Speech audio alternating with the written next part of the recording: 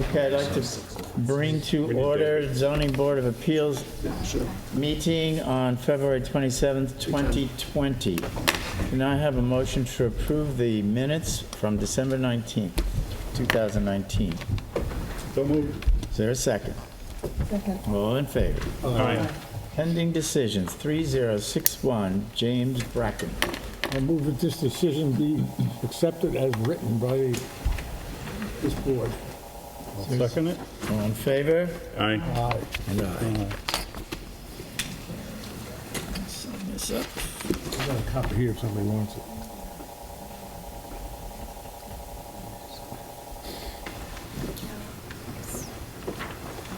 December, we had a bunch of meetings on the same night, so Next decision, 3064, 71 Walnut Street. I move this application be accepted as written.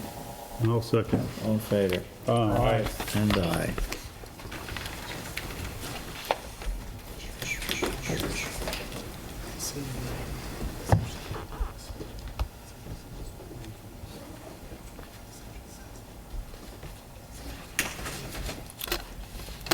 I have a request for adjournment for all purposes for number 3036 and number 3066. Can I get a motion to that effect? I move that these be adjourned for all purposes. Second. All in favor? Aye. And aye. Number 3037, Clifton Green. Is anyone here for that? Well, we're waiting for the ARB on that. We remain waiting. Number 3045, Meredith Joyce Trust. Good evening. For the applicant, John Bennett and Reed, 212 Windmill Lane, Southampton, New York. Give you a little bit of a briefing on this. I can't remember if you've heard this other than just preliminarily. I'm not sure. It's taken us a while to get back to you because we were waiting for an advisory report from the ARB. But I'll take you through it, and then I'll give you my arguments as to why we think that you should grant all the relief requested.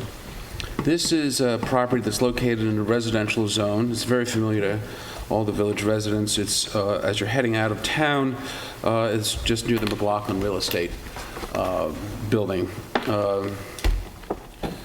To us really old-timers, you may know the building that was there on the east as the Bartlett Tree Care building it was for many years ago. And we went, there was an application before the Architectural Review Board to demolish both of these applications that was probably made about 5 or 6 years ago. Excuse me, could you rotate the map? Oh, sure. It was probably made about 5 or 6 years ago. That application was denied. We went back in representing the owners on a reapplication and were able to demonstrate to the Architectural Review Board that the old Bartlett Tree Care building, and I'm sorry, that's the way I know it, had been totally reconstructed in the 80s, and it was just a facade that was there. There was like a false facade that was there.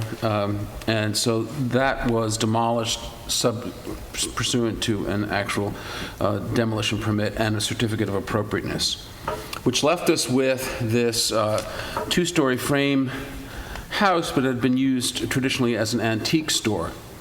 The front part of it has, according to the Architectural Review Board, some interesting architectural figures. We're not here to argue about that, although we do have a pending lawsuit arguing that is not appropriate. But one of the things that would happen if the board were willing to grant the relief that we requested here would be that lawsuit which seeks to demolish this building as well. The antique store building would be dismissed. So what we did was we went in and we demonstrated that the rear portion of that what's been labeled the two-story frame house on Steve Lemansky's plan. The rear portion of that didn't have any significance. It was in really just horrible shape. It had been sort of ad hoc little add-ons to this house, and the board allowed us to suggested that the rear portion of the structure should come down. But they did want us to preserve the front part of the house, which this application would do. There was some back and forth in terms of the Architectural Review Board as to what the location of the house should be. We had requested moving the house back and further over. Where it all came out in terms of the Architectural Review Board's referral report was move the house back 20 feet, because the house right now is at the property line, and indeed, there's a documented report, someone actually drove into the front of the house in their car some years ago. So the board agreed that it doesn't make sense to keep this house at a zero, this former antique store at a zero front yard setback. And in the report, they say, move this back 20 feet. The application was made to convert this either to a guest house or an accessory apartment. Obviously, we'd prefer the accessory apartment, but if the board feels more comfortable with a guest house, we'd be willing to agree with that. So what are we doing here in terms of the relief that is required?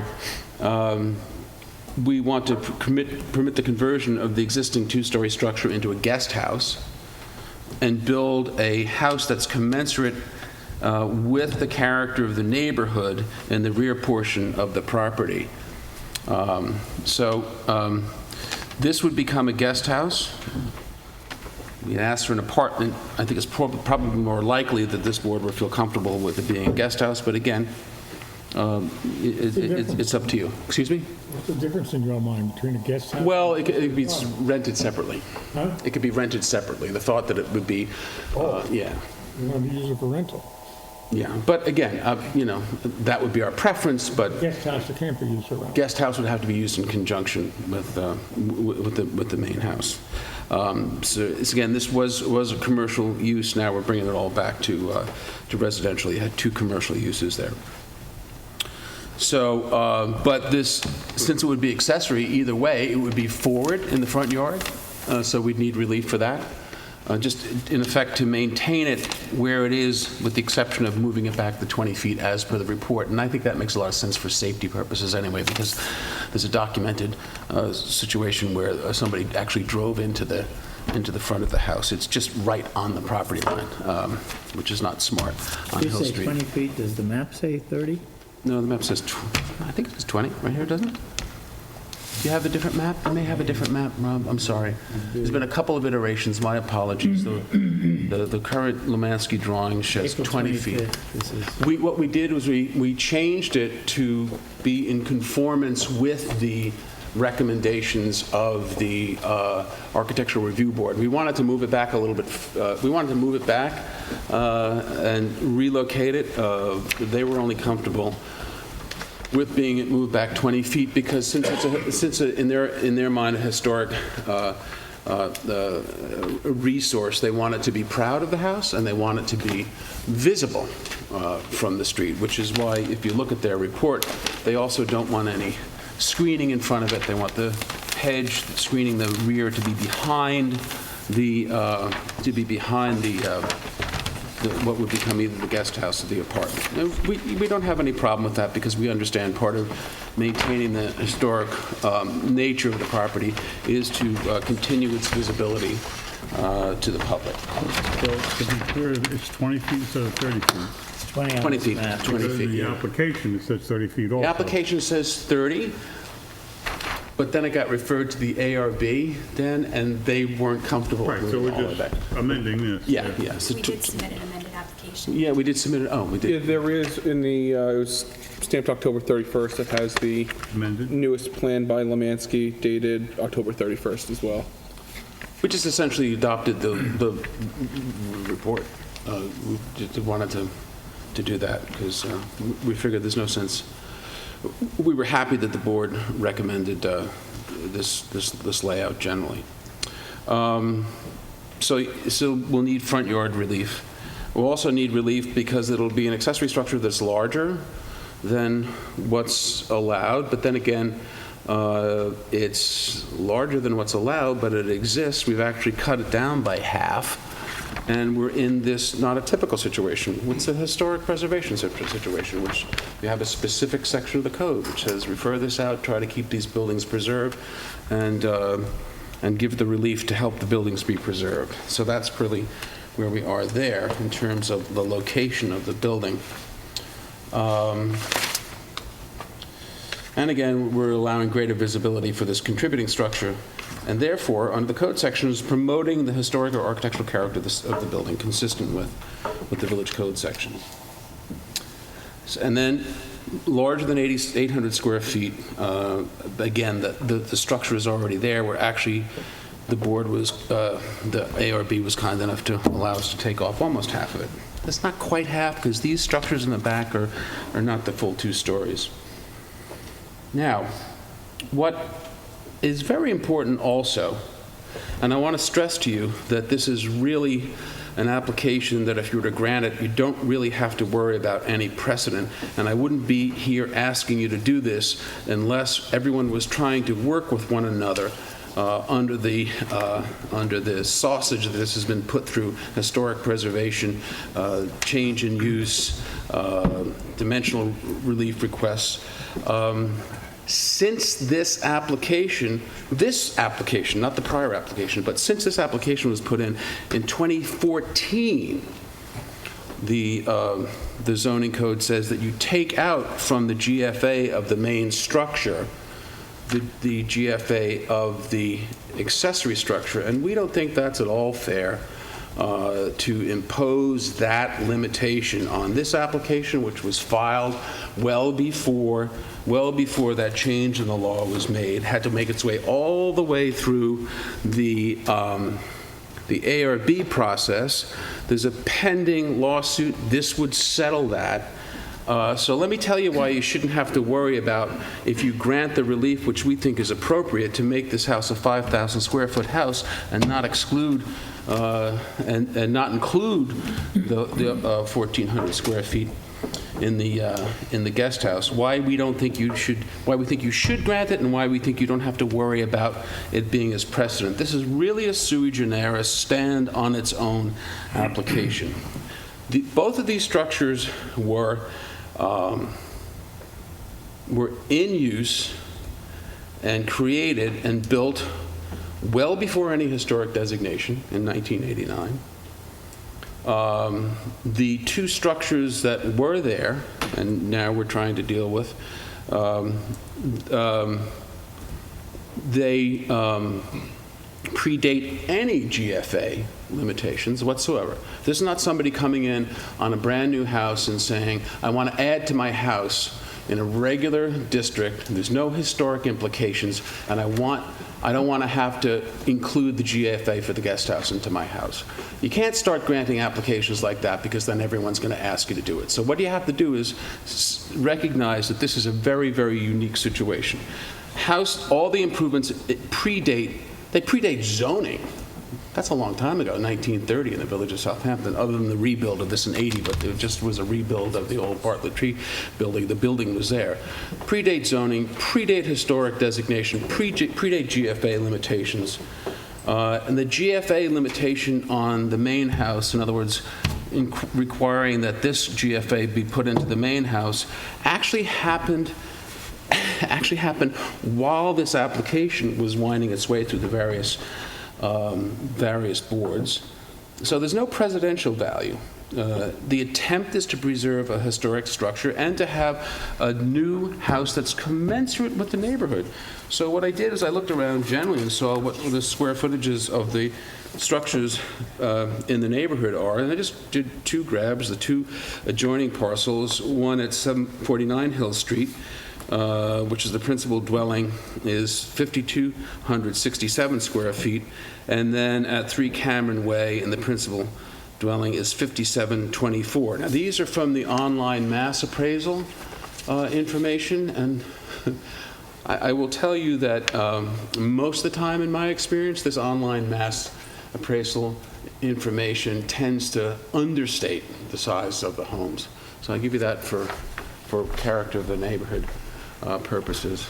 So What does this do? It preserves this house. We have a question as to whether or not it's really worthy of preserving, but if the board is to grant the relief, we'll drop that. It preserves it in a way that keeps it proud of the house and keeps this historic structure proud of the house. It's a structure that the village wants us to maintain. It allows us to have a reasonable use. By the way, this is still going to be a lot more expensive, as anyone who's at all involved in construction knows. It's going to be a lot more expensive to rebuild this house in accordance with historic standards as opposed to just knocking it down and rebuilding it afresh. It's always more expensive to do that. So we're going to keep this house proud of the main house, create a house which is commensurate with the neighborhood, and do so all in the name of preserving this historic structure and get away with some litigation. So, and we think we've done enough to demonstrate how you shouldn't worry from a presidential value and a fairness point of view about not requiring that the gross floor area of this house be included, such as to keep this house down below what would be a reasonable house in the neighborhood. The applicant seeks to construct a family residence with a gross floor area of 5,000 square feet, maintain the 1,404 square foot structure that will result in a combined gross floor area of 6,404, which is 864 square feet in excess of if you were to apply the relatively new computation that requires you to add them both. Again, that law was passed like 2 or 3 years after this application started going through the process. So that even on that alone, you could distinguish it and be not afraid of any sort of precedential value. I think it's a fair application. I think it's going to end up doing what these historic laws tell you to do, which is to preserve this, yet have a reasonable use for the property, not at all violative of the character of the neighborhood. That's all I have to say, unless there are any questions. You want to violate the GFA because you've got 2 residences on one property. That's the problem. With 1 residence, you know, if they weren't going to violate the pyramid law or increase the footprint. Not in this context, though. If I had my druthers, I'd get rid of this. I kind of got that from here. Yeah, if I had my druthers, I'd get rid of this. The village is telling me to keep a property that I don't think is worth any value. I have a lawsuit pending in Supreme Court, which I've kept on adjourning, because I think the village ARB is quite candidly full of baloney on the historic character of this house. But I'm sitting here trying to work this out and willing to play There a ball. long while. Excuse me? It's been there a long while. It doesn't matter. It doesn't meet any of the standards. We have a report from a very distinguished architectural historian who say it doesn't meet any of the values. It's mistaken. As a matter of fact, the blue sheet that they wrote up on this property, the village, the ARB, agreed was an error because they called this a building that was redone in the 80s a historic structure. So, you know, I'm trying not to fight with the village on that issue, and how do we do that? We preserve this at great cost, because we're going to take some of this down, and then we're going to ask Mr. Guzowitz. He'll tell you, as my dad used to say to me, he was a contractor, once you start working on a building, you know, that's existing, you don't know what you're going to want to find. A 1,400 square foot building on this property, brand new, would cost a hell of a lot less than rebuilding something to make it look and keep within the historic guidelines. So we're giving up an awful lot. I'm not, as I said, I'm not coming in here on a house in the village of Southampton where there are none of these historic concerns are an issue, saying, you know something, I don't want to include the gross floor area in the size of an accessory structure in the size of my in the size of my house, because I don't think that's fair. That you should be concerned about, because the line will be out the door. That's why I'm trying to tell you why there's so many things that distinguish this. And it's not really 2 houses. It's not, it's really a guest house. It's a guest, that's not 2 houses. And where the main house is going to be is a clean slate. It's a blank piece of property. So you don't have to overbuild on that. It's not property. You can build to meet the It's code. not overbuilding. I'm building Can you in do the math? commensurate with the. Can you do the math for us? What's the size of the house that you're proposing to build? I'm very surprised there's pushback on this. This is a very reasonable application. Well, John, you always say they're reasonable. No, I don't come in with unreasonable applications, to be quite frank. Specific, you should sit in my office and see the what I people just that I... said. You always say and they're reasonable. see the people that I say, I'm not going before the John, board you know before in the that. other case that came before us, Excuse me? in the other case that came before us, we deducted the square footage of the guest house from the GFA allowed, and that was on a much larger parcel. That was 180 Great Plains. No, what does that have to do with this case? It's the same. No, it's not the same. Principle. No, it's not the same. Deduct the GFA of a guest Yeah, house because that when could- the guest house is historic? That's because you could arise at a, you could build an extremely big house on that other application, which, by the way, you haven't even made a determination on, but you could build an extremely big house on that application because it was a 3-acre parcel. This is all I'm trying to build is a house that's totally commensurate with the neighborhood. So, I have a question for you. but I just wanted to give understand. Mark the numbers. So we want a 5,000 square foot GFA, single-family residence, and maintain a 1,404 square foot accessory structure, which results in a combined gross floor area of 6,404, which is 864 square feet in excess of the maximum permissible on the lot. 864 square feet. It's not a separate house. It's an attached guest house. That's what it is. And under your Ramble case, which we're going to talk about, in one of the other cases before you, under Rambo, that's dimensional stuff. It's not use. If it was a separate house, it would be a different You story. made the main house just over 4,000 square feet, you'd fit, right?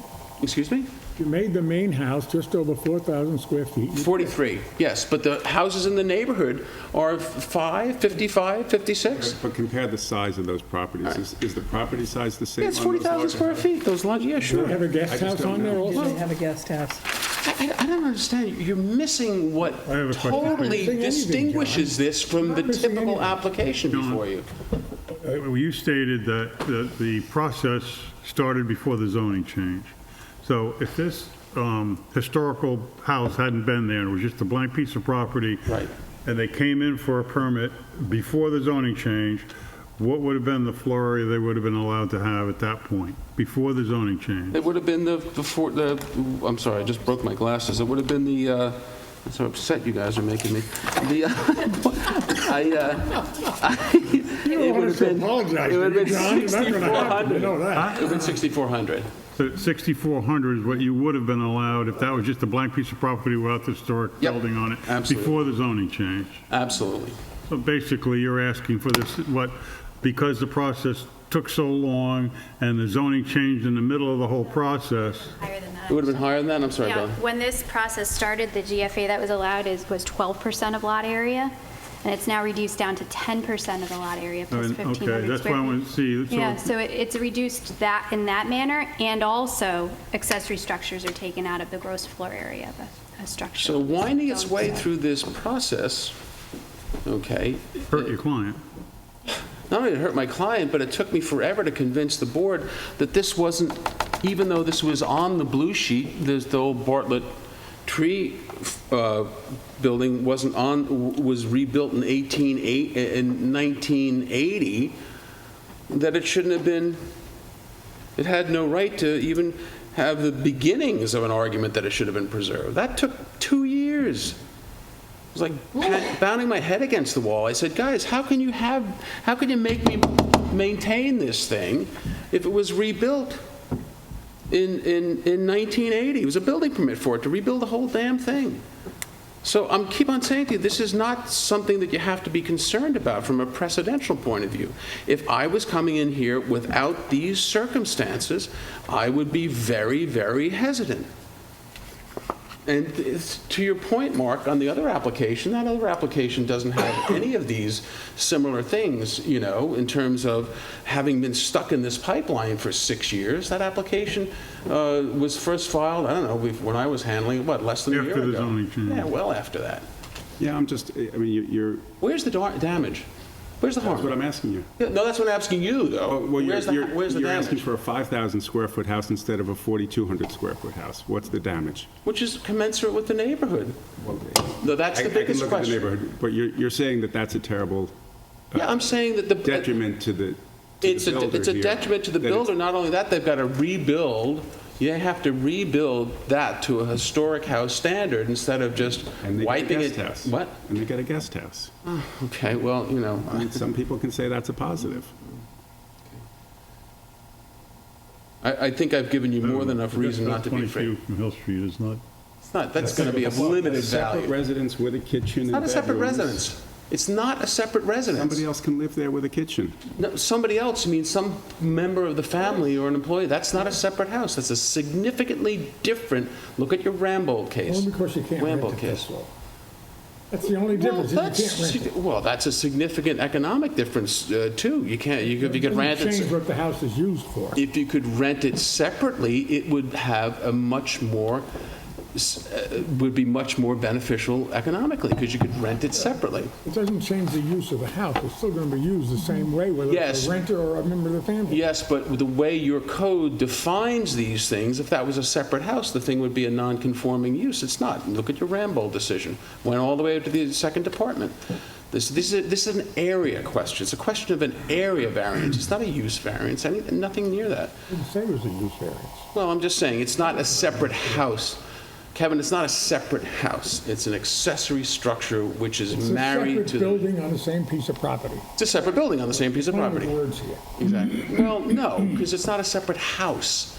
It's not a separate single-family residence. That's important. That's I know really that, important. But it can be used as such by a member of the family, or by help, or somebody like that.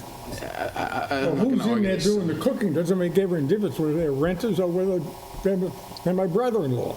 Sure, it makes a huge amount of difference, which is why Only whenever... with money. Whenever you, Not that's, the no, use of the but this house. board for 30 years has made a policy of trying to convert separate rentable units, indeed two single-family residences on a house, And to as guest you know, houses. we put that as a restriction in a lot of our decisions. that it No, cannot but be you've used for also that. made as a condition when somebody comes in and asks for relief, you've made them convert to one of the two separate single-family residences on a house to a guest house. As a matter of fact, one of the properties that we're going to talk about tonight, the Friedrich property, the old Lloyd Smith house, that, on a prior variance, there were two separate houses, and they wanted, for some strange reason, a separate tennis court on the property, and you said, sure, but you got to make this separate house a guest house.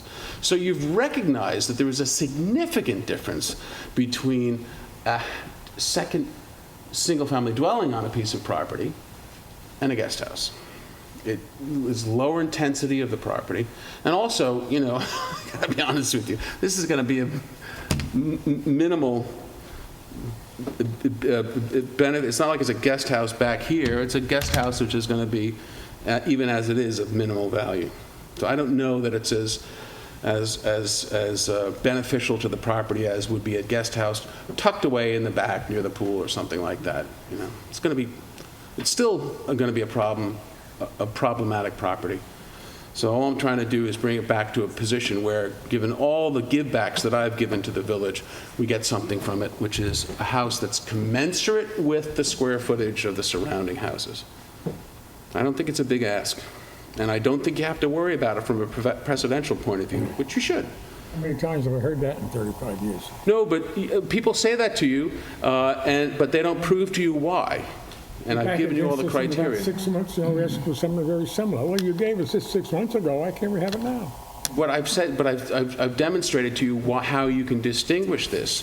The improvements predate all zoning in 1930. The improvements predate the historic law in 1989. The improvements, the only reason the size of this house doesn't comply is as a result of zone changes made while the application was pending, and I was winding my way through this tortuous, it probably is tortuous as well as tortuous project with the Architectural Review Board. I'd rather stick pins in my eyes than go through that again. You know, it was really A lot of painful. experience that way, though, John, you know that. Really painful. you know, and again, we had very significant evidence by, you know, as scholarly as any historic consultant, you know, a guy who wrote 2 monographs on John Russell Pope, that this was really of no historic significance. It'd been stepped on so many times, any historic significance was gone, which is why we have the pending lawsuit, and which we're more than willing to walk away from. So you got to sit down and you got to put it all on the table, and hopefully. Well, we're just saying if we grant this variance as you have requested it, you will walk away from that lawsuit. Absolutely. Put that right in the papers. It's a few variances. You have a front yard variance, okay, we're inclined to grant that.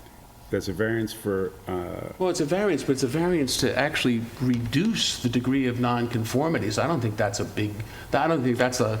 not exactly a huge it's a gift. variance request. Yeah, but it's not a big gift. I'm actually reducing the degree of nonconformity. In a lot of municipalities, I could do that as a matter of right.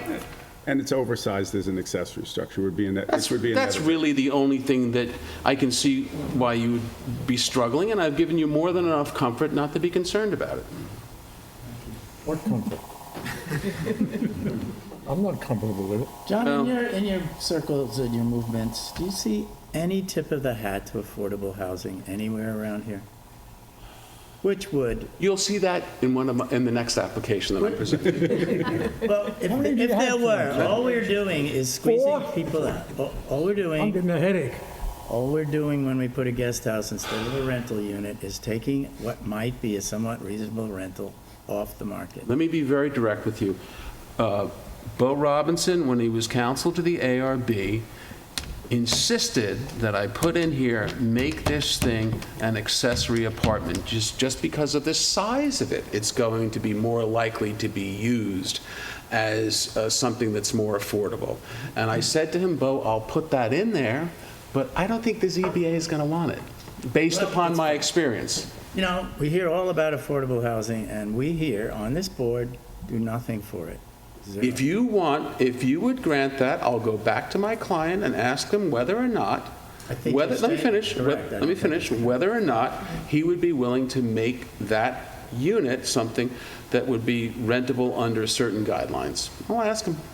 Well, I just didn't think you guys would, Well, based upon 30 years of appearing before you, I didn't think you'd, yeah, okay, all right, that's fine, I don't think okay. we will. Okay, But, okay.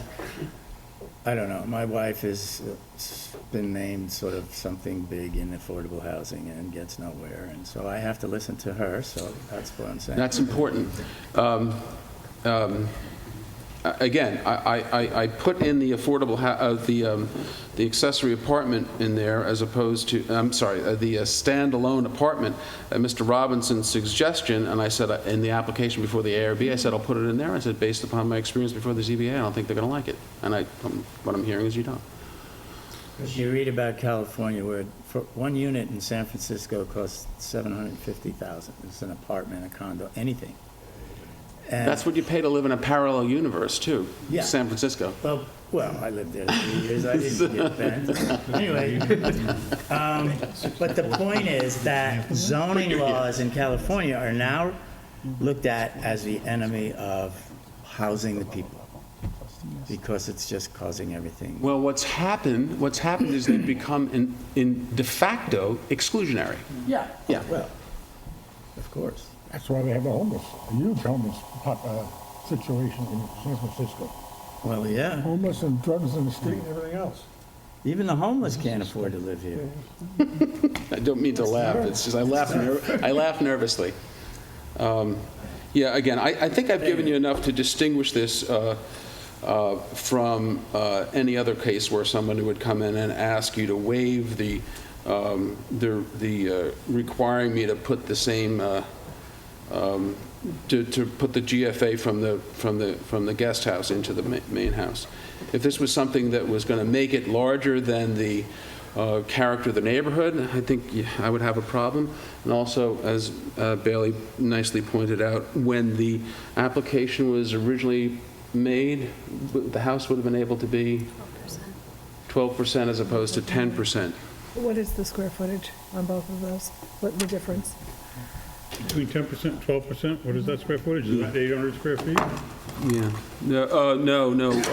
What we were talking about is, when this application first went in, the GFA was based upon 12% of the lot and not 10%. So whatever 2% of the square footage of the lot is, I'm sorry, I have to go get another. So when did this property last transfer? 6,300 square feet. We would have been allowed to have 6,348 on the property, and we wouldn't have had to take out the accessory structures from that. So when did this property So that's transfer? important. At the time the application was made, this house would have been able to be 6,300 square feet, and we wouldn't have to take out the GFA, and we're only asking for 5. What Commensurate lot with the area are you calculating that 12% off of? Because 40,000 square feet? 40,406. 2% of that? 2%, yeah, it's 800. Yeah. Square feet. Yeah.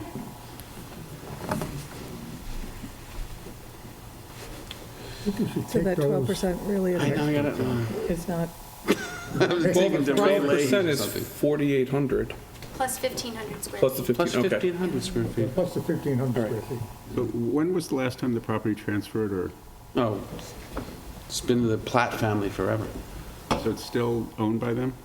Well, I hope one of the Platt families isn't listening, because I might mess this up, but I'm pretty sure Meredith Joyce was Bill and Edith, one of Bill and Edith Platt's daughters. She was a plat. She was a Platt, yeah. She was my buddy Ricky Platt's and John Platt's aunt. So Bill Platt acquired this property, good Lord, I don't know. Bill Platt probably died in the 70s, so he acquired it during his lifetime. He was a prominent local lawyer. There was an antique shop off of Ralph Stark for many years, and he was Okay. renting it from the Platts. Okay. And then the Joyces came in and they took it over at their outlet. So, you know, so yes, it hasn't changed hands in all that time. But it was on the market for sale. It was on the market for sale, and there was a contract signed, and I just know this tangentially, I wasn't representing them. There was a contract signed, and the contract was subject to taking both of them down. And there was some compromise made. I think the buyer left about 20 grand or so on the table, but then walked away from it. So right now, we're not under contract? This No, is not under contract. It's owned by the It's Joyces? the Joyces, yeah. So they're not, this is not an application being made by a contract vendee.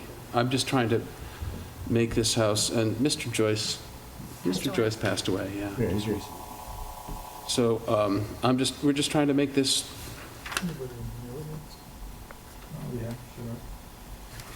that's all I got. From the audience like to address this matter?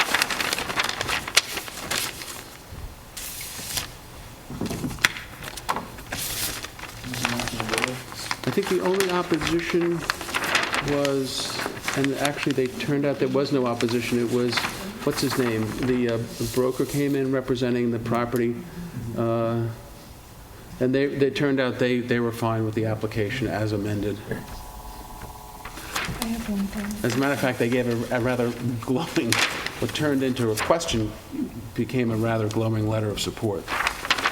Yeah.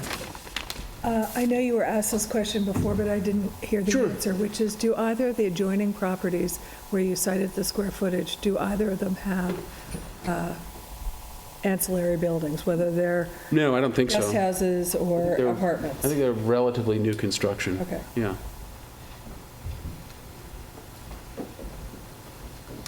Well, I understand your argument that they're burdened with this building and it's costing them twice.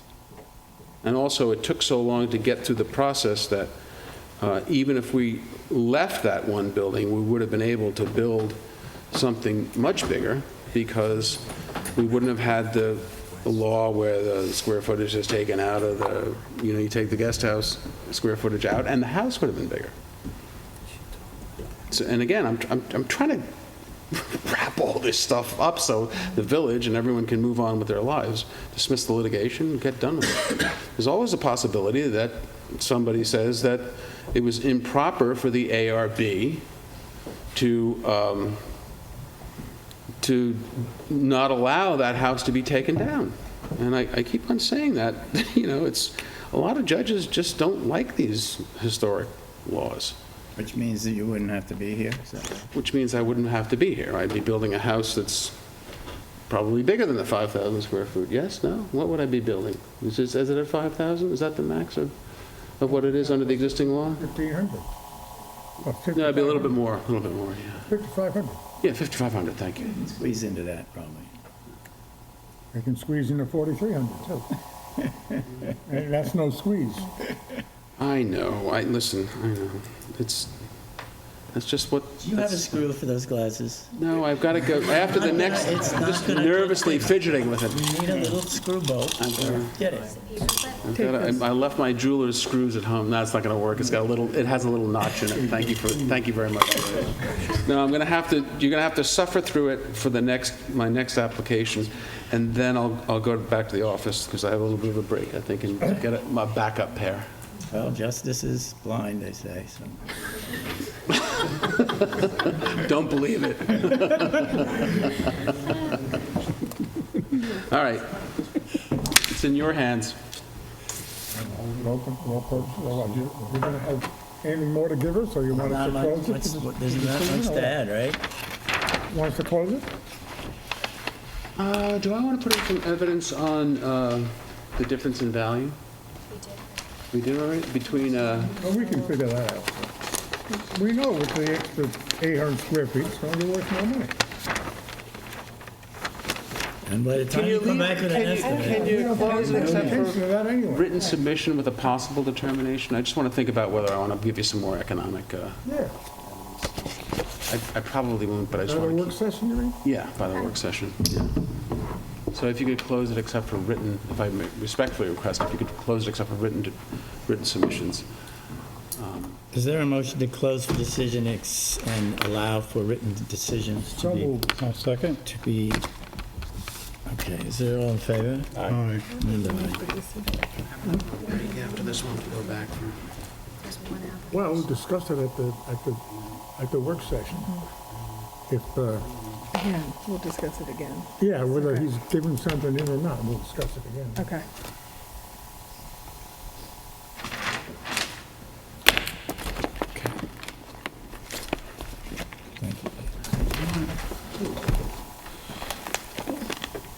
The 3050 Community Baptist Church. Can I ask you to second call that until I go back to my office and get a pair of reading glasses? Yes. Okay, thanks. Before somebody else. Okay. When I get back, I'll come right back. Those are just reading glasses? Oh, Thank good for now, anyway.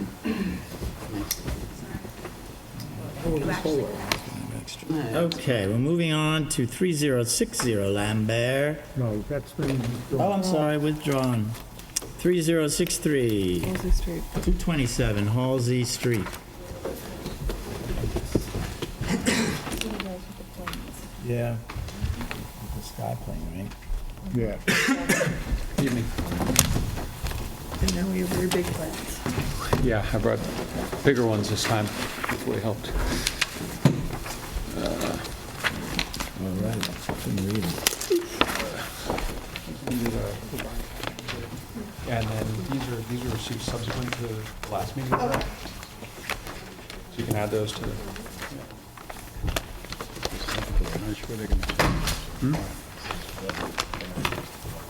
Yeah, that way they could put it Sure went bigger. You'll receive. Yeah. You went We from small overcompensated to- for the last to time, huge. so. Okay.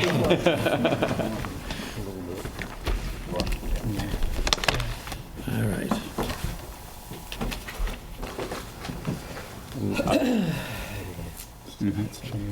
I'll be happy to take your guidance on the most efficient way to proceed. I provided some kind of background on what we were asking for, why we were asking for it. But I'll take your guidance on what would be helpful in terms of the discussion. If you want me to try to rehash some of that, or if you wanted to jump into it, whatever's best for the board.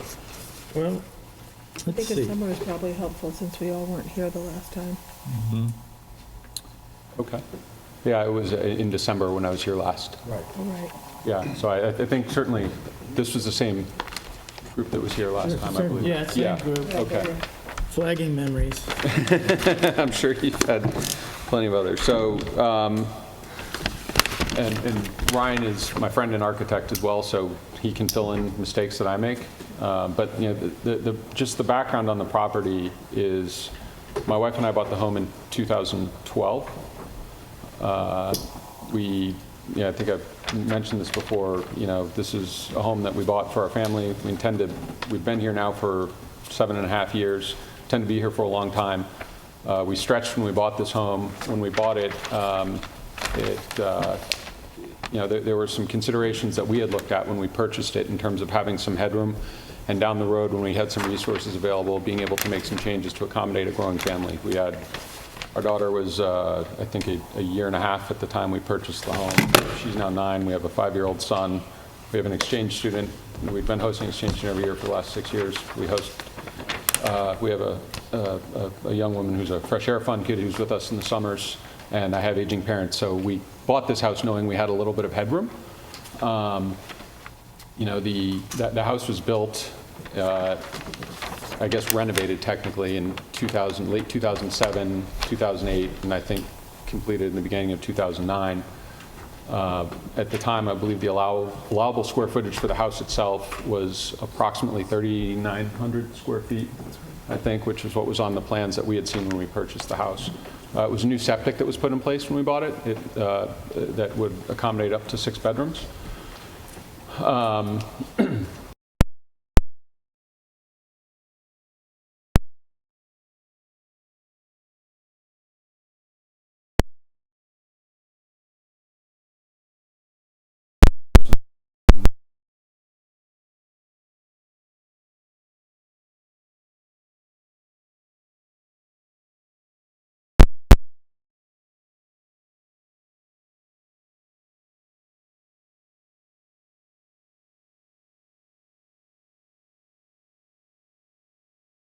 Bathroom onto the second floor. We're trying to touch as little of the house as possible. What is contemplated here doesn't touch any of the foundation. None of it is visible from the street. Doesn't encroach upon any. I don't think it touches the sky plane. And Ryan worked with us as the code changed, and we looked at various ways to try to accomplish what we're trying to do. Within compliance with the code, and everything we looked at effectively, resulted in building a new house, which isn't what we want to do. We have a perfectly great house that we love that, is still relatively new.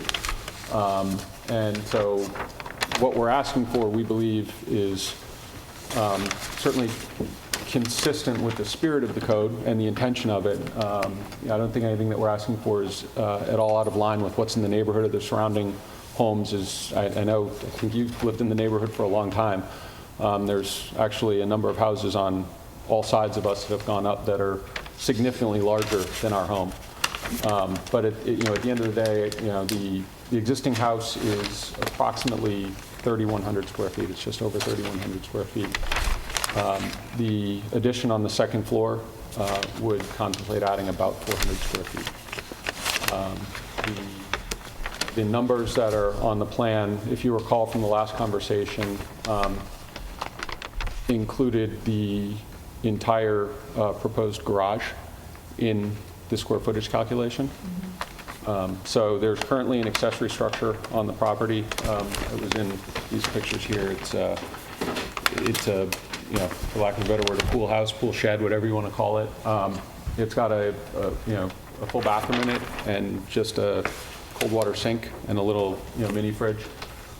That was, I believe at the time the house was built, not included in the GFA. That is now, so that's the difference between the 31, I think it's about 3,100 and 32 and change hundred. I believe under the current code we do want to put a garage on the property. We are allowed a garage up to 520 20 square feet, I think, given the zoning and what's there. What we were proposing to try to accommodate and help with the GFA was to remove this because we didn't want too much massing on the property, and then just incorporate the functionality of this into the garage. Because there's a bathroom in here, and we would like, if we can, to preserve having a bathroom that's accessible from the outside. We had put it in those plans, a corner in the garage, and Tim's guidance to me originally when I went to him was, if you're putting that bathroom in there, you now need to include the square footage of the entire garage in your GFA. And I know, Mark, you had, I think, told us that maybe that's not the case when we were here 2 months ago, but we left it in there anyway, just because we figured we'd rather tell you if it's conservative, we can revise it, but I didn't want to, show up with something that was, perhaps in the other direction and have you guys say, no, that's not how you should approach it. So, what's going on at the end of the day, though, in terms of the house is we're asking for, the primary thing is we're asking for relief to be able to add this second bedroom up onto the second floor. It'll, and Ryan can help walk through the plans and show you,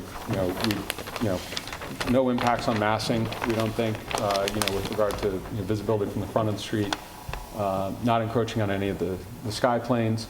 The other ask on there was a setback variance for the garage, and I think we can show you with these here. We wanted to show you pictures to, in terms of why we were asking for it, because there's a number of existing conditions with this house that have led to these asks. That, as I mentioned, the house was built in 2008, roughly, but they kept part of the old house there, and the way it was sited on the property, you can see it's shifted very much to one side of the property. In my driveway,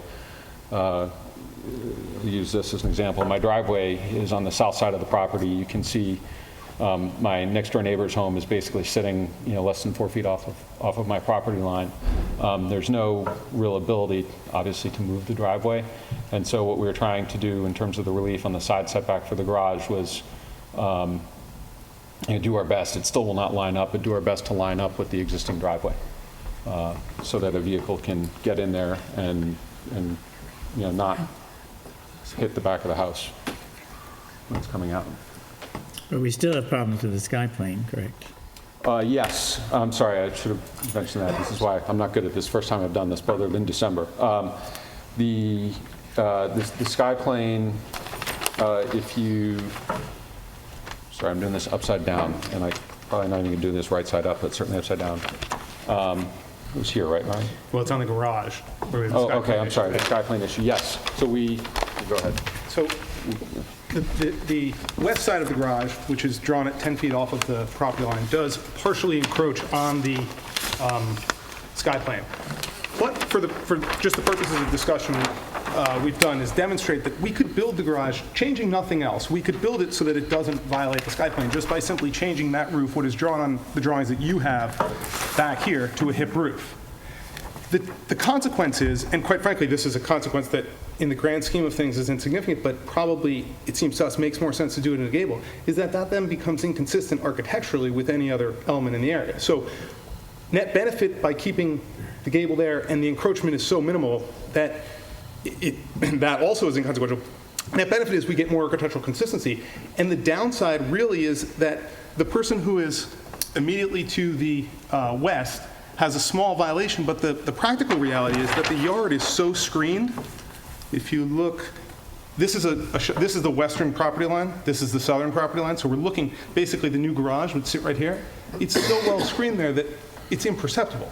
Even if it were perceptible, I would argue that it would be better to see the gable end than the hip, although that's an argument in architectural consistency, not zoning regulations. But the point is that in so much as this is an opportunity to make the best of situations that are compromised, it seemed to us that it would be better to propose the violation. Yeah, this was, I had mentioned last time, when we purchased the house, this was all grown in right to the back of the pool. There were some trees falling down.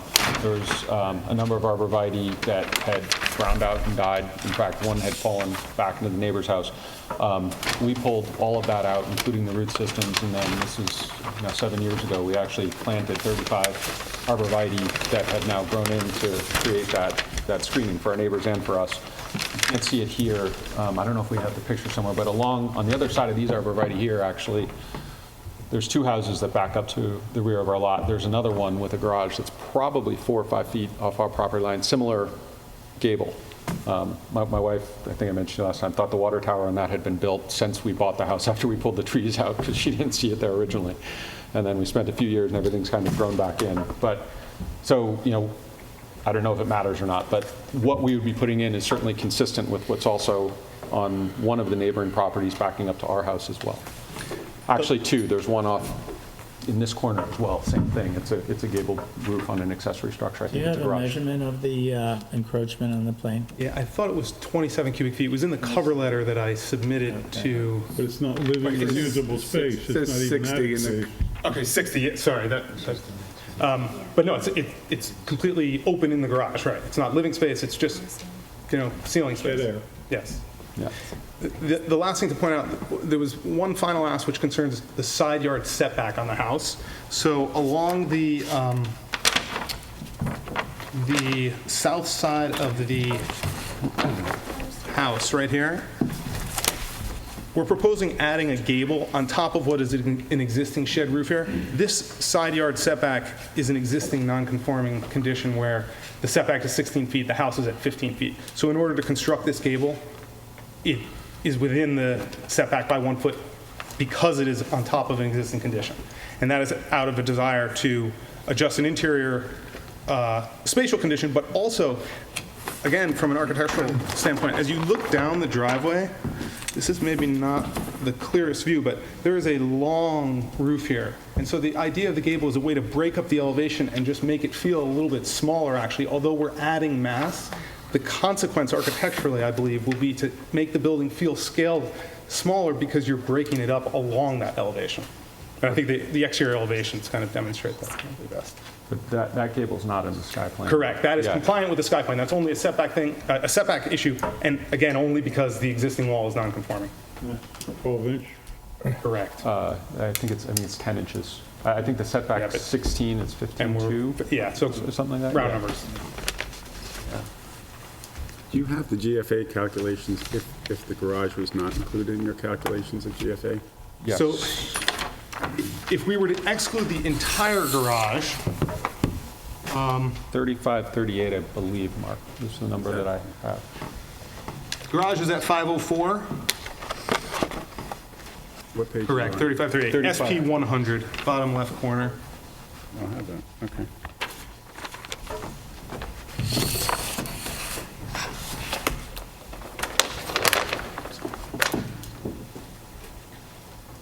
So on SP 100, where are you?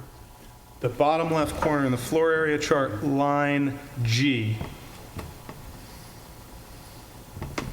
isolates it just to the main building, and then the lines below that add in the garage.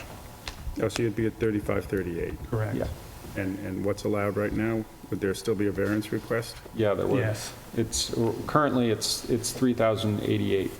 When the house was built, it was 3906, and then it was dropped to 3406, and now it's 3,088.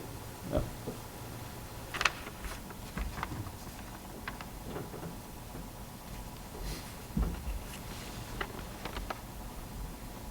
It may be worth reiterating Easton, as well that all of the proposed additions to the house are within the existing footprint of the house. Essentially, the idea is to take this gable end and just extrude it backward, and that's how we would add the space to the second floor, above these first floor areas that are currently roofed over with a one-story, with a shed roof on top of a one-story. In other words, it would just come out toward the south, Toward the west. toward the west. Yeah.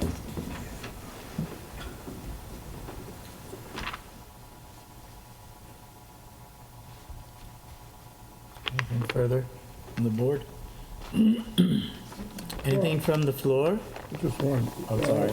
The garage is right on the property line?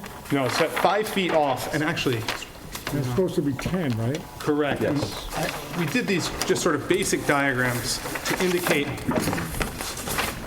this is proposed at 5 feet, this is what we're asking for. And just by way of context, that's an Audi SUV, so it's not like we're showing a Suburban here, it's a reasonable expectation that Well, somebody that's the would. south line it's off of, right? This is the south line, correct.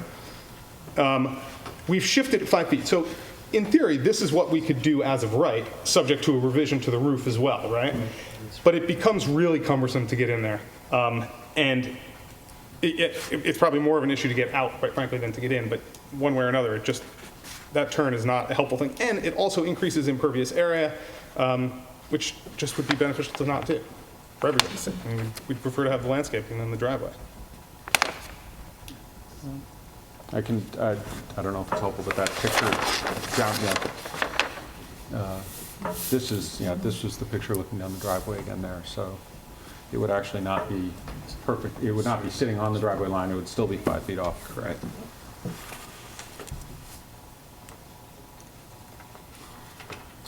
Anything from the floor?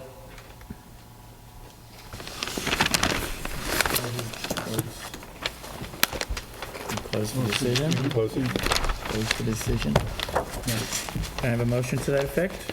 So moved. Second? All in favor? And aye. Have a decision. Thank you very much. Thank you very much. Appreciate the time. I have these also for the record, if you'd like them, the photos and the site plan stuff, the site plan diagram.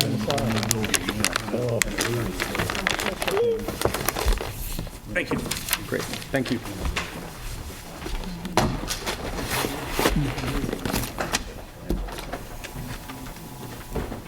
Going back to the Community Baptist Church.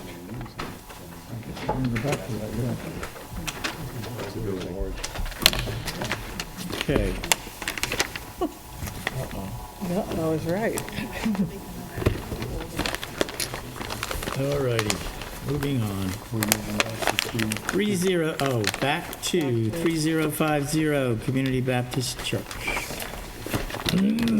Okay, it's John Bennett for the applicant, Bennett and Reed, and Bailey Larkin is another lawyer from the office, is going to put in some of the application.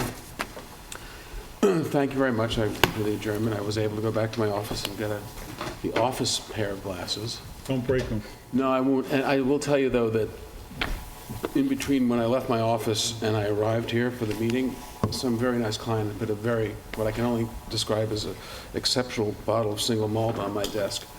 But I did not partake. No, I didn't. That would have been irresponsible. I just took the glasses. That was all.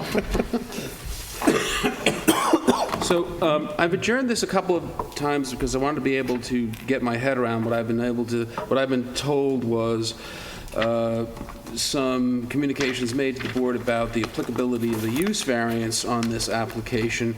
So I want to tell you about how this all came about, number one. And number two, I'm going to have Bailey Larkin talk to you about a way that if the board was uncomfortable with the use variance, approaching this as a use variance, there'd be a way to approach it as a area variance. Let me tell you a little bit about the history of how this application, which is an attempt to create in effect, three affordable housing units, a two-family house with an accessory apartment on this lot in the light industrial zone. The lots technically have merged, which was required under the state religious law when the church originally bought the property. They had to be held in the name of the church, but they'd never been functionally used together. They're separate tax lots, et cetera, et cetera. So we would ask you just to allow the redivision of them along their tax lot lines. They'd be conforming in terms of a health department point of view because they exist as separate lots in the 1981 tax map. But that's part of the application which has been presented, and we have case law that suggests you should do this. But let me tell you a bit about the history and about the concept of use variances generally. What does somebody want to do when they ask a board to grant a use variance? It's always to ask a board to, in effect, downzone a property. I've looked at what the old Anderson on land use. I've looked at, who updated, I'm showing my age now. Patty Salkin's treatise on use variances, and I've never seen a use variance case where someone was asking to do something other than put a business use in a residential zone. And that's why the whole structure of use variances with the strict standards for use variance as opposed to area variance has been constructed that way. Every single time someone asks you for a use variance, they're saying to you, you've zoned this area residential, and I want to put a business there. That's not what's happening here, okay? And certainly in my experience, the Town of Southampton Board has recognized that when people in effect want to upzone an area by putting a residential use that's not otherwise allowed. I have, on many occasions, obtained variances from the Town of Southampton. I'm in the Village of Southampton. I was trying to argue conceptually why I approach it this way and why I approach it this way with the consent and understanding of your prior counsel. I'm going to get into that, okay?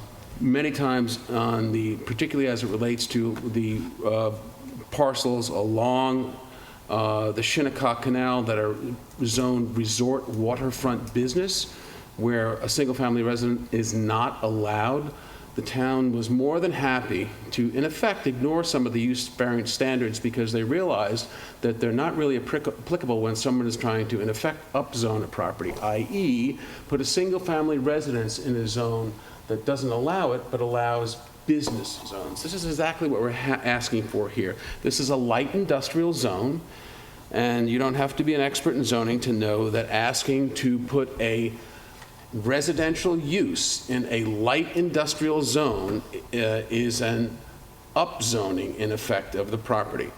I cannot find in any of the literature any examples of use variances where someone wanted to go from anything other than a residentially zoned property to make it a business use. And that's why the use variance standards, as far as I'm concerned, are not applicable, nor should they be applied. This is not just something that I came up with. I had this experience in the past in the Town of Southampton, and I approached your then counsel, Wayne Bruin, as to how we should move this application along, whether or not we should go to the village and ask for some sort of modification to the to the zoning, in which case we decided that it would be far too cumbersome, take far too much time, would have to be referrals, there would have to be a charrette to the master plan, to have a master plan update for it,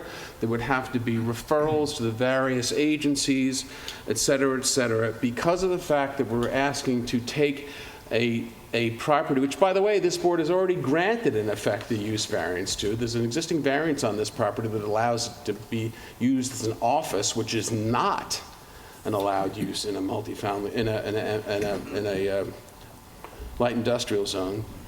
What should be the easier way to do this? What should be the quickest way to do this to get this affordable housing online as quickly as possible? And your counsel and I, prior counsel and I, both agreed that just go in as a use variance, given the fact that use variances are typically always downzoning of properties, and this is an upzoning, this is a public benefit, that the specific standard should not stand in the way. So we've demonstrated that this is the other way to look at it, and before Bailey comes in and talks about the way to look at it as a area variance, the other way to look at it is this board has already granted in effect, a use variance, which by its nature becomes, by definition in your code, a non-conforming use. That's the way it's defined in your code.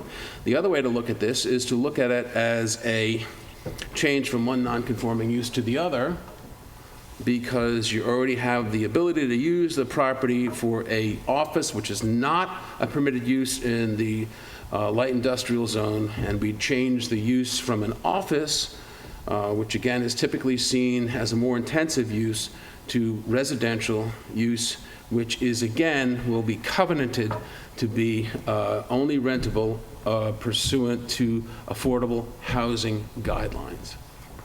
So that's my spiel on that.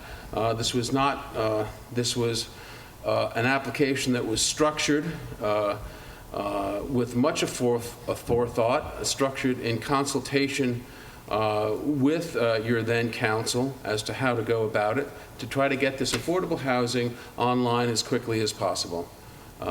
Bailey also had some thoughts about how the board, if the board is uncomfortable with either a straight-out use variance or changing from one non-conforming use to the other because you already have granted a variance to allow this to be used as an office, to be able to fashion this as an area variance. I'd ask her to present that. John, before Belly presents, across from your offices, there's a residential. Across from my... Your offices, so to the south. My Your law law office? Yeah. To the... South. To There's the a new south. residential. No, that's office district. That's the old That's what I'm Roach house, and it's office district. But they built a house. Office district allows as a special exception use. That's how they got it. Yeah. It wasn't that's a the- use variance. Oh, yeah, the new one that's on the market. That was not a That's- use variance, that was a special No, exception. the code has a section which allows a single-family residence or a two-family residence in an office district as a special exception. So which, if you meet the Trying to help. standards. Oh, no, I appreciate it. I'd like to think I would have thought about it. I would have expected that you would have thought about it, But, but yeah. I was just trying to think of a precedent. I'm sort of surprised it's not in the MF zone. Why not encourage this stuff? I mean, in the light industrial zone. Why not encourage it? But in any event, it's problematic and difficult, and it takes a long time to change the list of allowable uses in the code. So we all thought this was a better way to go about it. Deli? So John and I were discussing this application earlier today, and I was flipping through his binders full of every prior decision that we've gotten. And actually, I found a couple of prior decisions that this board had granted where you extended or allowed the conversion of a non-conforming use. Typically, they're businesses that are being converted either from retail to office or office to retail. But under 11628C, this board is granted the authority to extend a non-conforming use. This property is currently improved with a single-family home, and there's a certificate of occupancy for the home on the property. So the request would actually be for expansion of the non-conforming residential use on this property, to expand it from a single-family home to the two-family home with the accessory apartment requested. There are specific standards to be met under 11628C, but I believe John mentioned earlier the Wamble decision that came down that was upheld by the appellate division, which allows this board to grant area variances from the standards within this particular section of the code. So for example, in a non-conforming use can be expanded as long as the expansion is not more than 50% of the structure. That actually is specifically referenced in the Wamble decision. In this case, the house that's there, it's approximately 1,500 square feet. What they're looking to construct for affordable housing is a building that's about 2,200 square feet. And then the detached garage with the apartment would have an additional 360 square feet. So the expansion would actually be about 73%. It's not significantly over that 50% expansion on this particular parcel. All parking has to be complied with, and I believe you guys have seen the parking plan. We have more than ample parking on this property for the residential units that are proposed. In fact, the church, we're proposing to have an easement over a portion of this parcel so that the church can have on-site parking, where at present they actually only use it for street parking. Another one of the standards that must be complied with is that there's no change in the character or nature of the non-conforming use in the area. Again, it's residential. We would propose a two-family with an accessory apartment, but we also put in our record that this house on the other corner is actually an existing two-family home directly across the street. So it's not out of the character of the neighborhood to have a two-family home in this area. The last standard is actually about lot coverage and density. In the industrial district, you're actually allowed to have 25% lot coverage, and the lot coverage is actually roofed structures, main and accessory. With this application, we're proposing about 9% lot coverage, so we'd be well under the maximum lot coverage that would be permitted in the district. And although we're increasing the density from 1 residence to 2 with that accessory apartment, on this property, when considering density, in an industrial zone with the lot coverage that's allowed, over 4,800 square feet of industrial building could be constructed on here, up to 2.5 stories in height. So they could have about 10,000 square feet of industrial use on this versus the proposed residential use. So we did submit also in our record that the other decisions that I saw actually talk about the benefit to the neighborhood in granting this expansion of a non-conforming use. We had submitted correspondence into the record discussing the fact that these would be affordable units, and the Southampton Housing Authority would be managing the requirements for affordable units. So it was an interesting read, and we thought it was an alternative form of relief that could be granted by this board, an expansion of the non-conforming use on the property to allow for this, rather than, applying the use variance standards. Yeah. So we'd ask the board to take these matters into consideration. It's new information and new arguments that we're giving you this evening. And unless there are any questions that we can respond to or you have this evening, just to adjourn it so that you can take a look at our new submissions and consider our additional arguments. I'd be concerned with the traffic on Plant Street, which is a very, very congested street. Yeah, that's If you have that garage apartment, without the garage apartment, just a two-family house would be a lot easier. okay. Well, we'll take that back, definitely. Yeah, we'll take that back to the. Why did they do a separate garage with a skinny little studio apartment rather than to just attach it and make it part of like? Well, then it'd be a three-family So house. what's the difference? I think what I've been able to It's not very determine. attractive. No, what I've been able to determine, that's like a model that they use in the town.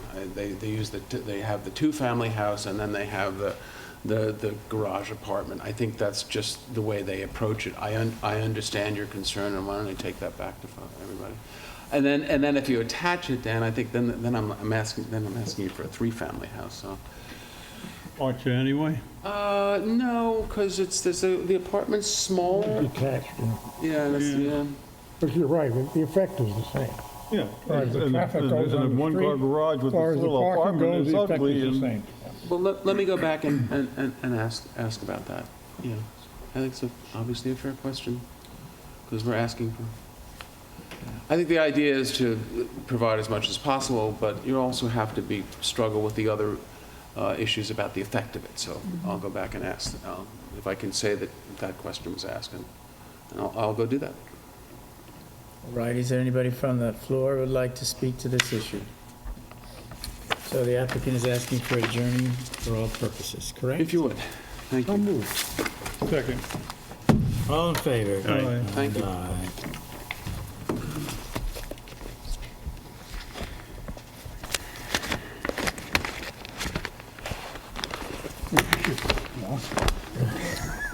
Okay, moving on. 3065 South Lane Properties. Good evening, Thomas Gibbons, P.O. Box 30706 Oak Street, Southampton, New York, for the applicant South Lane Properties LLC. This is a third-party appeal filed by South Lane Properties, the owner of 104 Gin Lane. The relief that we're asking for is for this board to revoke a building permit and a coastal erosion permit that was issued to 72 Gin Lane LLC, which is the owner of 72 Gin Lane, that permits 72 Gin Lane to build a two-story single-family dwelling 13 feet from the crest of the dune. Just a little background on 72 Gin Lane. Once upon a time, 72 Gin Lane was part of a larger 9.9 parcel of property. In 1989, the 9.9 parcel of acre property was owned by Susan McGuire Browse and Burton Browse, and they applied to the Southampton Village Planning Board for subdivision to divide it into 3 pieces. And during the subdivision process, the planning board attempted to prevent a cottage that was on what would be called Lot 3. So it was a 9.9 acre parcel of property, and it was referred to as Lot 1, Lot 2, Lot 3. What would become 72 Gin Lane was referred to as Lot 3 during the course of the subdivision process.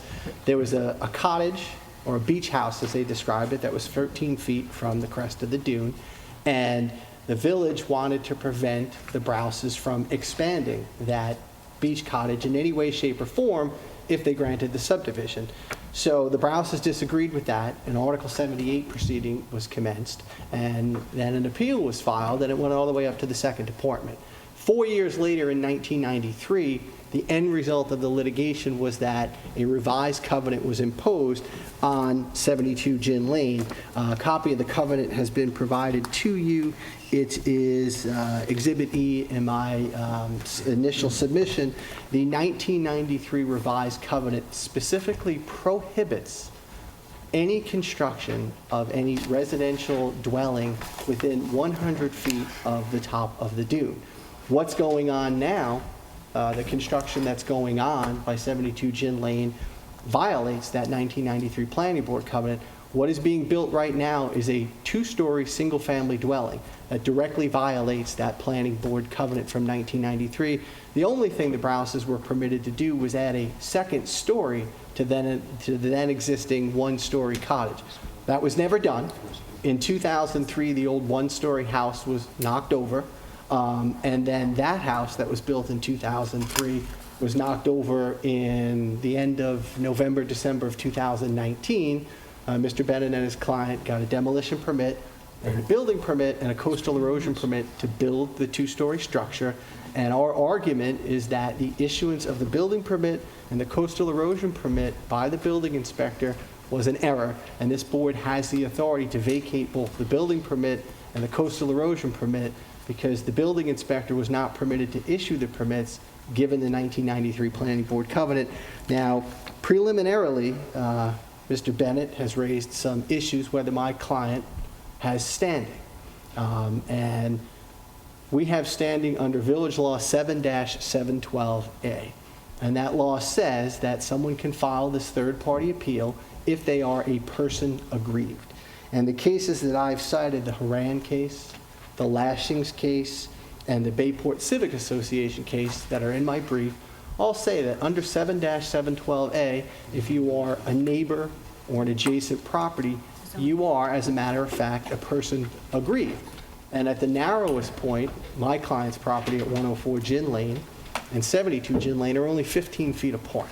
They're only separated by 15 feet. So under 7-712A and the three cases that I cited, my client is a person aggrieved that has standing to file this appeal. Mr. Bennett has also taken the position that my client lacks standing because we can't show a separate injury. Well, under Village Law 7-712A, we don't need to show separate injury. But to the extent that the board believes that we do, in January of this year, I submitted an appraisal report done by Cushman and Wakefield. It's in the submission that I provided. And the appraisal report done by Cushman and Wakefield says, look, the value of my client's property, 104 Gin Lane, is $95 million with a one-story house next door at 72 Gin Lane. The value of it with a two-story house at 72 Gin Lane is $90 million. So there's a diminution in value of my client's property by $5 million. So again, to the extent that the board believes my client needs to show separate injury to have standing, we've done it. Under Village Law 7-712A, we have standing because we are an adjacent or neighboring parcel. And even if you find we need to show separate injury, we've done that with the Cushman and Wakefield report. Mr. Bennett has also taken issue saying that our appeal is untimely. Well, the building permit and the coastal erosion permit, which is what I'm appealing from, were issued November 13th, 2019. We have 60 days to file the third-party appeal. We did it 5 days later. Our appeal was filed November 18th, 2019. So 5 days later, we submitted our appeal and we were given 60. What Mr. Bennett has argued, and what he's going to continue to argue, is that our appellate rights began when Jonathan Foster, the former chief building inspector for the village, signed a letter on August 30th, 2016, granting 72 Gin Lane some relief. Now, a close inspection of that letter that was written by Mr. Bennett. It wasn't as if there was a public hearing or notice. It was a letter written by Mr. Bennett. It's in our submissions. It has Bennett and Reed up top, and Mr. Foster presumably signed it. All it says in the penultimate paragraph is that you don't need a variance, okay, to build a two-story house. It doesn't say what they don't need a variance from. The letter of August 30, 2016 doesn't even mention the planning board covenant. It doesn't say planning board covenant whatsoever. So even if that letter has no legal standing whatsoever. There was no public hearing. There was no notice. It was simply a letter drafted by 72 Gin Lane's LLC's attorney that was signed by Mr. Foster saying you don't need a variance. So I'm not appealing from that. That's not what I'm appealing from. I'm appealing from the issuance of the building permit and the coastal erosion permit. Even if you were to find that that letter has some standing, which it doesn't, the building inspector under the village code and under the case law that I've cited does not have the authority to vacate, modify, or impact that planning board covenant. Mr. Bennett we've both given you a ton of papers, but this is a simple case. What 72 Gin Lane is doing right now violates the 1993 planning board covenant. The planning board covenant is in existence. It's very specific. No new construction within 100 feet of the crest of the dune. That's it. The only thing they were permitted, the Brouses were to do, and that 72 Gin Lane could do, is add a second story. Well, that house that existed in 1993 was knocked over. So the only relief that they were given was add a second story to the then existing structure. They can't do anymore because that house got knocked over once in 03 and once in 19. So getting back to the building inspector, the substance of our appeal is that the building inspector does not have the authority to issue these permits given the planning board covenant. I cited two cases, which is Jackson and Van Dusen, and both of them are second department cases, and they stand for the very specific proposition that where a municipal planning board imposes covenants on a homeowner as part of a subdivision process, no other municipal board or official can impact or touch that planning board covenant. The only entity that can do that is the planning board. 72 Gin Lane has not been in front of the planning board. Their only relief is to go in front of the planning board and say, hey, give us relief from this covenant. And again, all of the arguments that Mr. Bennett is going to make, which is, well, we're making the house more FEMA compliant, and we're doing this, and we're doing that. Those are great arguments to make in front of the planning board when you seek relief from that covenant. But having the building inspector from 2016 sign a letter that says you have a variance isn't enough to vacate or modify that planning board covenant, and having the building inspector from November of 2019 issue building permits and coastal erosion permits given that planning board covenant is an error. And I'd ask this board to vacate the planning board the coastal erosion permit and the building permit. Mr. Bennett mentioned in his first application that this board doesn't have to worry about precedent in that case. In this one, you do, because how does the village ever expect to enforce any other covenant, any rule, regulation, or ordinance if you allow this house to continue to be built in direct violation of the planning board covenant? This would set a dangerous precedent, because any homeowner can stand up and say, well, you know what? I can do whatever I want because you allowed it in this case. And Mr. Bennett's going to stand up and say, well, my client already spent $6 million or $1.6 million building this house. Well, to change a light bulb on Gin Lane costs a lot of money. And the standard for lifting a planning board covenant isn't, I hurry up and build the house and I spent a lot of money. That's not the standard. So landing the plane, we'd ask this board to vacate the building permit that was issued and the coastal erosion permit that allows 72 Gin Lane to build this two-story structure, which again is in direct violation of the 1993 planning board covenant. Some of us have mentioned from time to time that, gee, why doesn't the planning board address this? What would your objection be to that? I have no objection to the planning board. I can't bring this matter because I don't represent 72 Gin Lane. Over the summer, we stood in front of the Architectural Review Board in this exact issue. And one of the board members said, why don't you go in front of the planning board? I have no objection to 72 Gin Lane LLC going in front of the planning board. That is the only entity that can vacate or lift or modify this covenant. Let's call this August 30th, 2016 letter for what it is. It's an end run around the planning board covenant, and you would be setting a dangerous precedent. Read that letter. What does it say? Provided you agree with this, no variance is needed. It doesn't say if a variance for what. If I was to stand in front of this board and say, hey, zoning board, I need a variance, what might you ask me? A variance for what? No, don't worry about it. Just sign this letter and we're good to go. Could that ever happen? Has there been any other case in the village where a property owner got relief from a planning board covenant? Wouldn't it be a variance for what's stated in the letter? It doesn't say what the variance is for. It doesn't even mention the planning board covenant, and even if it did, the building inspector can't grant a variance from the planning board covenant. The only entity that can is the planning board. That's the Marks and Van Dusen. They're second department cases. When a planning board imposes a covenant as a subdivision, no other municipal board or municipal official can impact that planning board covenant. It's black letter law, it's second department cases that are directly on point. So getting back to no, I have no objection with the applicant going in front of the planning board. That's what I think should have happened, and I wouldn't need to be here. Make our life easier. I'm happy to do Our life that. easier.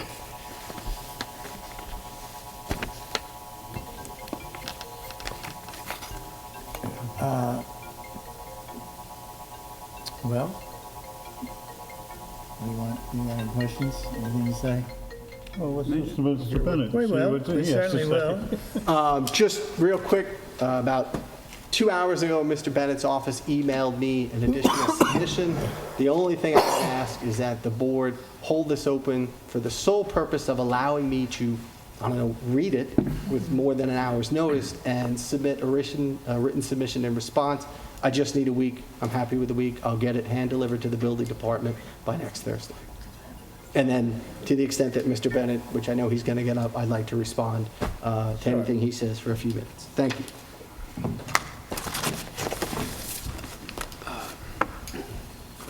John Bennett for the applicant.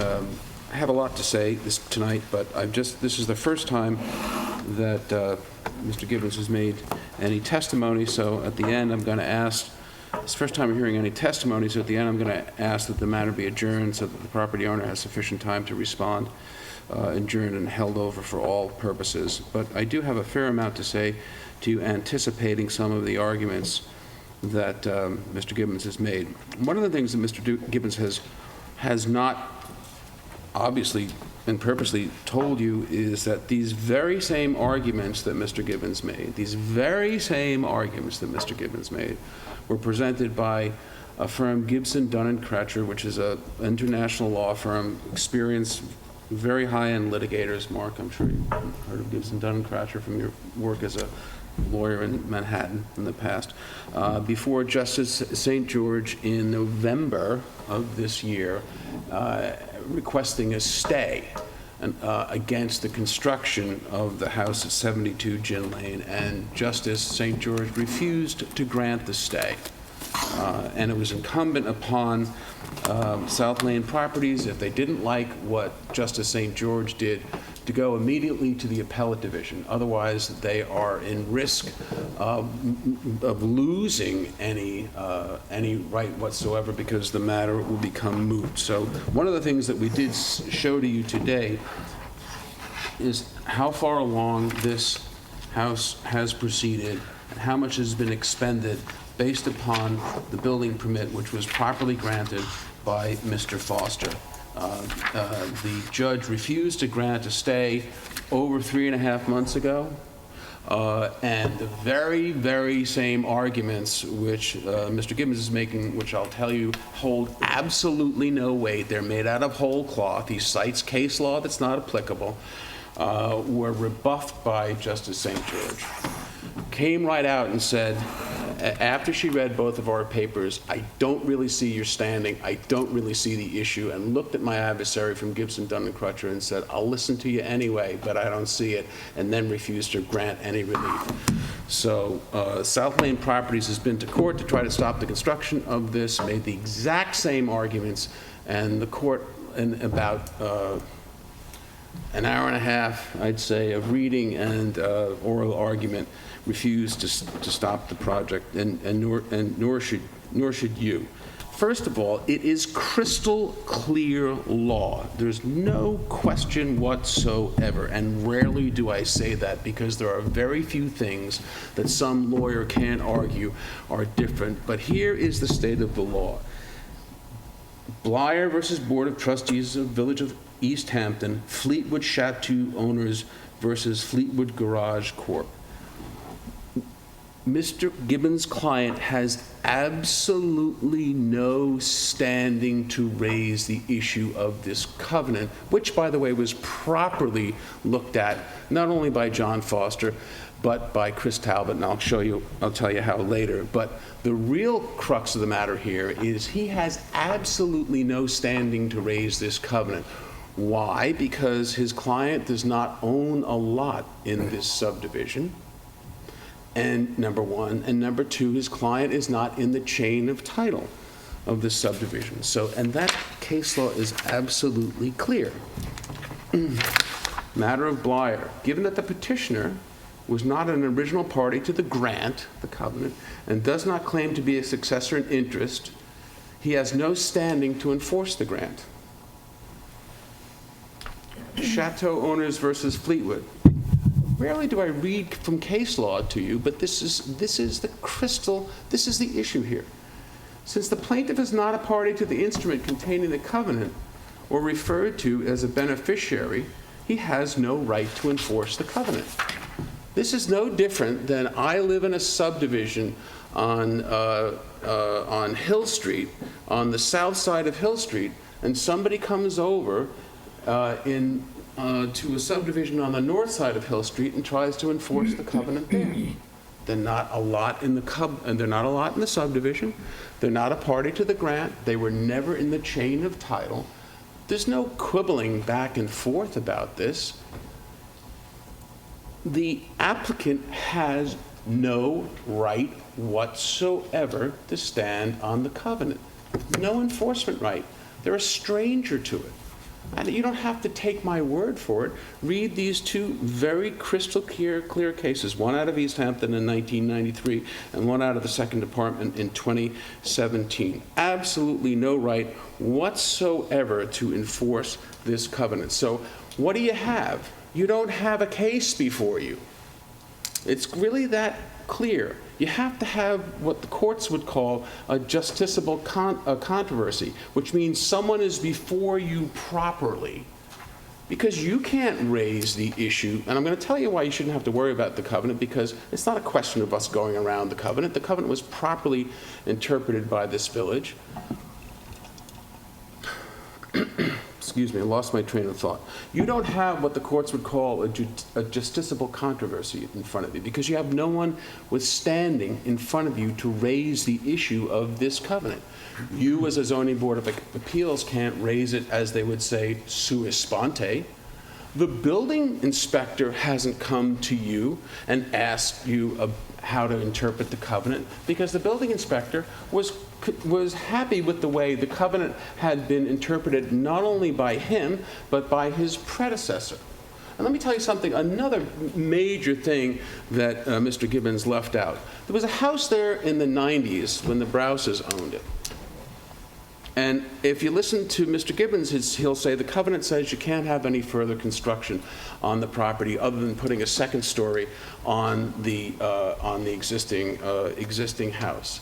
That house that was the subject of all that litigation and which there was a grant of a variance to have a two-level house, that house was torn down and a new house was built in 2004. So obviously the village interpreted the covenant as to construct the house in 2004 after all the litigation to allow new construction on the property. This is the third house, which is a two-level house, the same way the house that was constructed in 2004 was raised by my client to build this house. So the village has already taken the position that the covenant allowed new construction. And that's why John Foster issued a letter in 2016, which we gave notice to Mr. Gibbons and his clients of, and he did nothing for more than 140 days to challenge that. The law that he's citing, Section 7-712A5, requires that you challenge any order, requirement, decision, interpretation, or determination of the administrative official. He did nothing. I gave him notice of John Foster's 2016 letter so that we could start the 60 days. I gave him specific notice. He had notice of it and did nothing for 60 days. And it doesn't say, it's not, that section is not limited to building permits. It's limited to any order, requirement, decision, interpretation, or determination of the administrative official. John Foster signed that letter. It was a letter that went through the entire history of the property. It went through the litigation history of the property. It went through the covenant history of the property. It went through the fact that the house that was there in the 90s was torn down, and in 2004, a brand new house was constructed on the property and properly made the determination that a new house could be constructed. My client then spent an enormous amount of money in reliance on that letter. I gave Mr. Gibbons notice of that letter, and he didn't do a damn thing, and he was required to do so in 60 days. So why do you think, and he also had notice of this through the ARB application, why do you think Judge St. George looked at him and said, looked at his co-counsel from Gibson, Dunn & Bradstreet, and so many words said, what the hell is taking you so long? You sat there and watched the house go up. You had notice that this was going to happen in the Architectural Review Board. You had notice, as Mr. Bennett demonstrated, of the letter of interpretation that you gave to Mr. Foster, and he countersigned, and you did nothing. And you also don't have standing because you're not a party to the original covenant and you're not a lot in the subdivision. Now let's talk about what's going on there. There's a house 13 feet from the coastal erosion hazard line because there was a house there in the Browse property and they wanted to put a second story on it, and they went to this board. This board said no. The court at the Nisi Prius level, Suffolk County, said overturn this board. The village appealed, and the court said there's no reason why you can't have a second story where it is. It's not going to do any difference to the dune. You're just sitting on the original footprint of the house, which is what we're doing with this house. As a matter of fact, we're getting a tiny bit smaller in terms of square footage. Not a lot, but a tiny bit smaller. That is, from an issue preclusion point of view, that litigation is collateral estoppel. This same argument was made and litigated, and the village was told grant the second story over 20 years ago.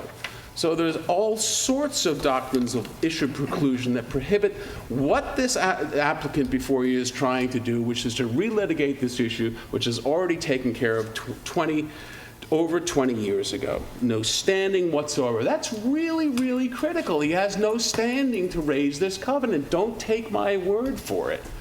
Look at the case law that I've given you. It's no different than somebody coming in. Let me make it an even more extreme example. Somebody on the west side of the village comes in and wants to enforce a covenant in a subdivision that the planning board imposed in a subdivision in the east side of the village. You'd look at them and say, what are you, crazy? You don't have any standing. You're not part of the grant. You're not part of a lot in the subdivision.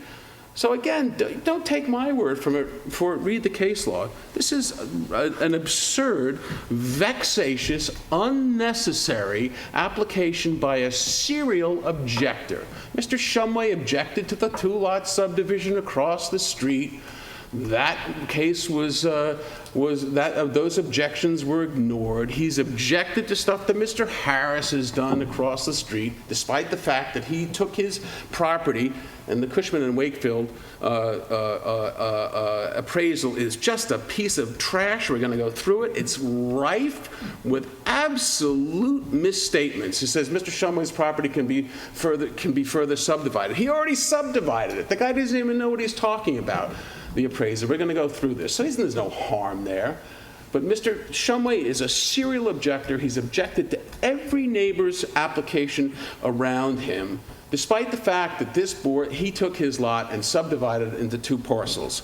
His house is not affected whatsoever. Think about it. How can you be affected? His house is 250 feet away from the boundary lines are close, but where his actual house is about 200, am I overstating it?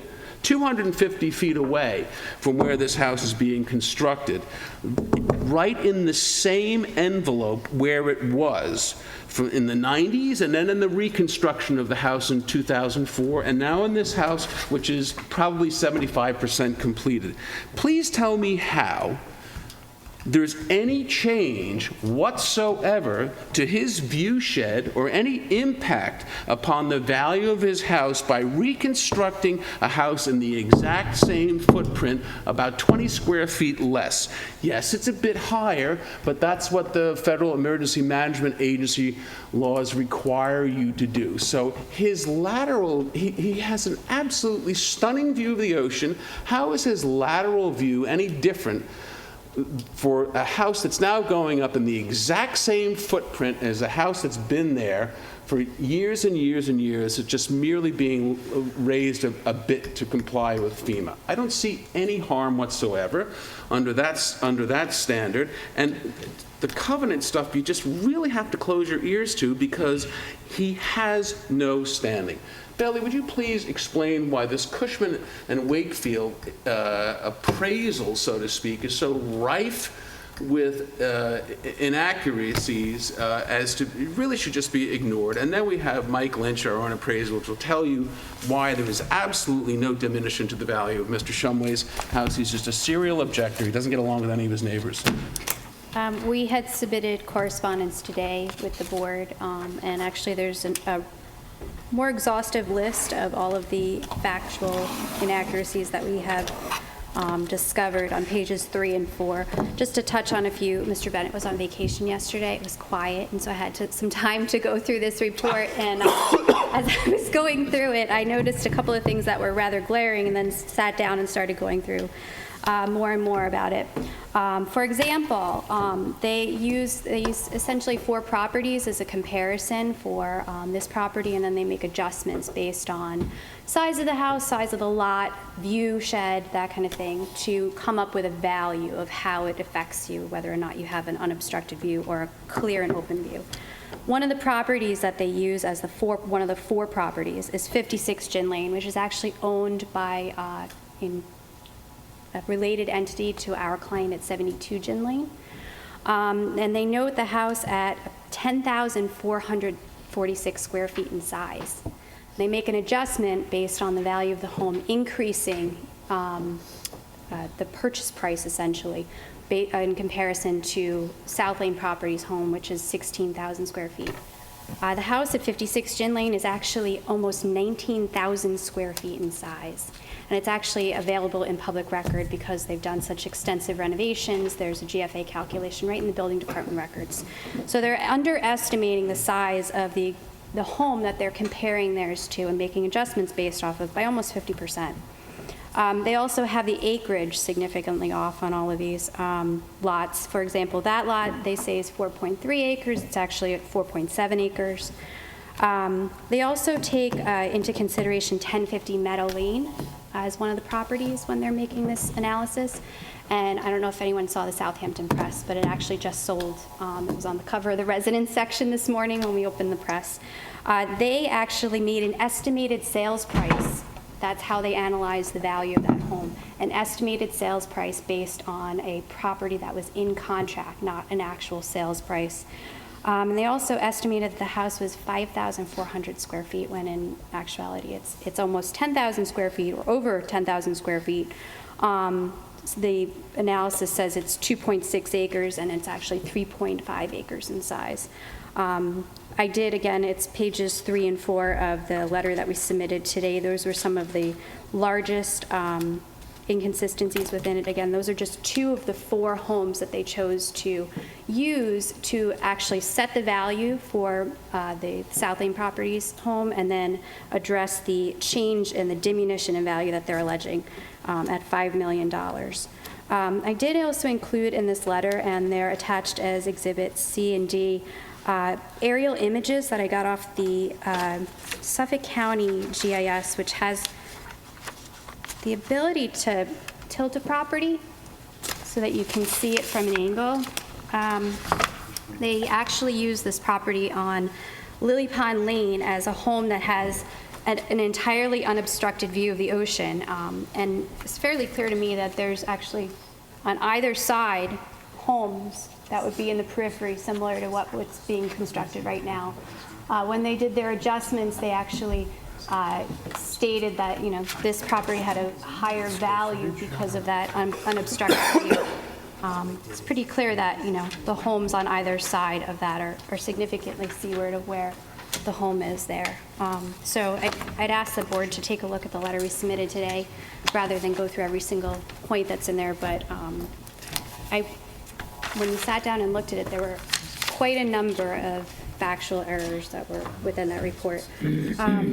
We took the opportunity to actually hire our own appraiser to take a look at it, and asked him to look at properties in the village of Southampton when comparing and determining whether or not this would have any sort of impact. Again, the analysis that they submitted had a property in Southampton Village, one in Bridgehampton, one that was under contract with no definitive sales price, and then the home at 56 Gin Lane that they said was 50% of the size of the house that it actually is. So.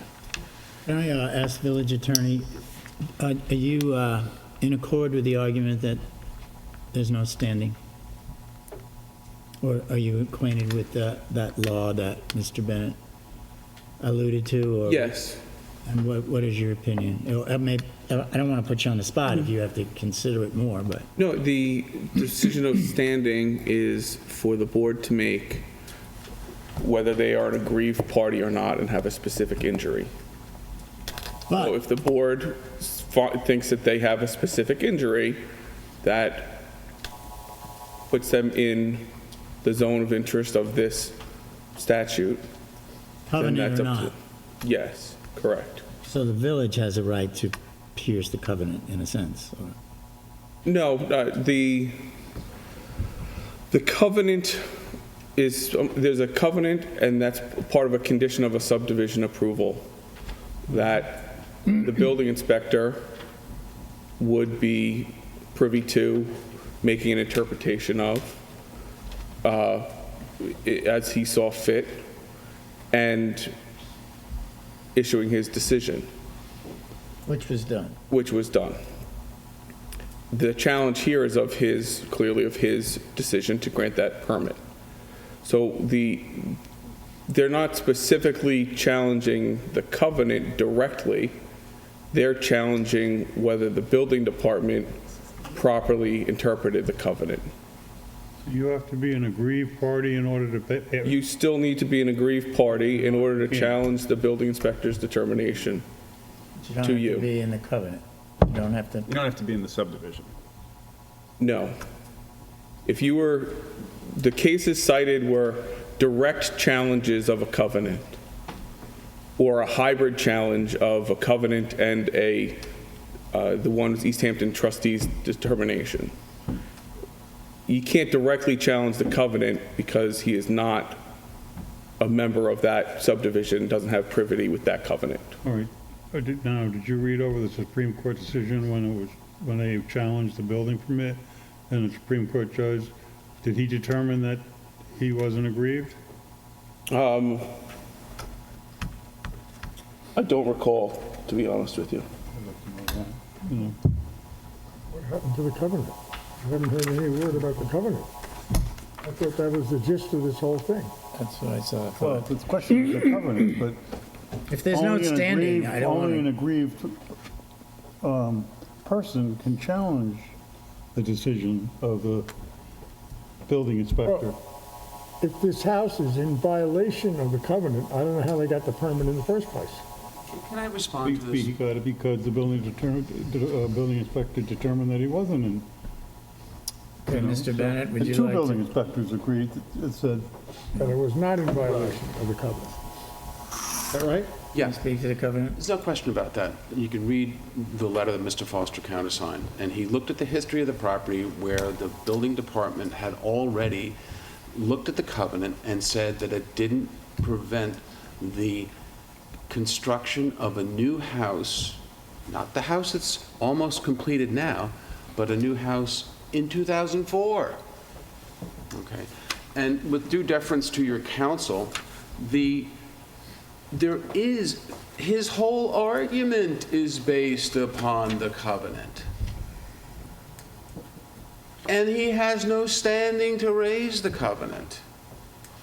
His argument about a variance is about 20 years too late, because the appellate division already said a two-story house is not going to have any effect on the dunes. It's not going to have any negative effect on the character of the neighborhood. Read the second department's case law. On this very property, I put it in my submissions. He's not aggrieved. This Cushman and Wakefield appraisal, so to speak, is so flawed. He's got 1050 Meadow Lane, and it's worth $50 million, $4,950,000. I closed it 2 weeks ago at $40 million. That's just one of his absurd, misstatements. That's the price they had in the paper today, too. Yeah, that's what it was. I closed. I was the representative seller. 49 in the paper. Well, they were wrong. I will give you, as an officer of the court, I was a representative for the seller. What was it? 41. $41 million. Well, And then here's the other one. Let me, I'm going to have, we don't pay a whole lot of attention to appraisals that come rolling in here. don't pay attention to the appraisal. Pay attention to the actual, what the house went for. This undercuts this appraisal terribly. And then as Mr. Lynch is going to tell you, just give me Mike's, just to foreshadow a little bit of Mr. Lynch's appraisal, just because this is very, very important. Give me 1 second, if you would. Just give me Mike's appraisal. I want to see 56 and 72. No, 70.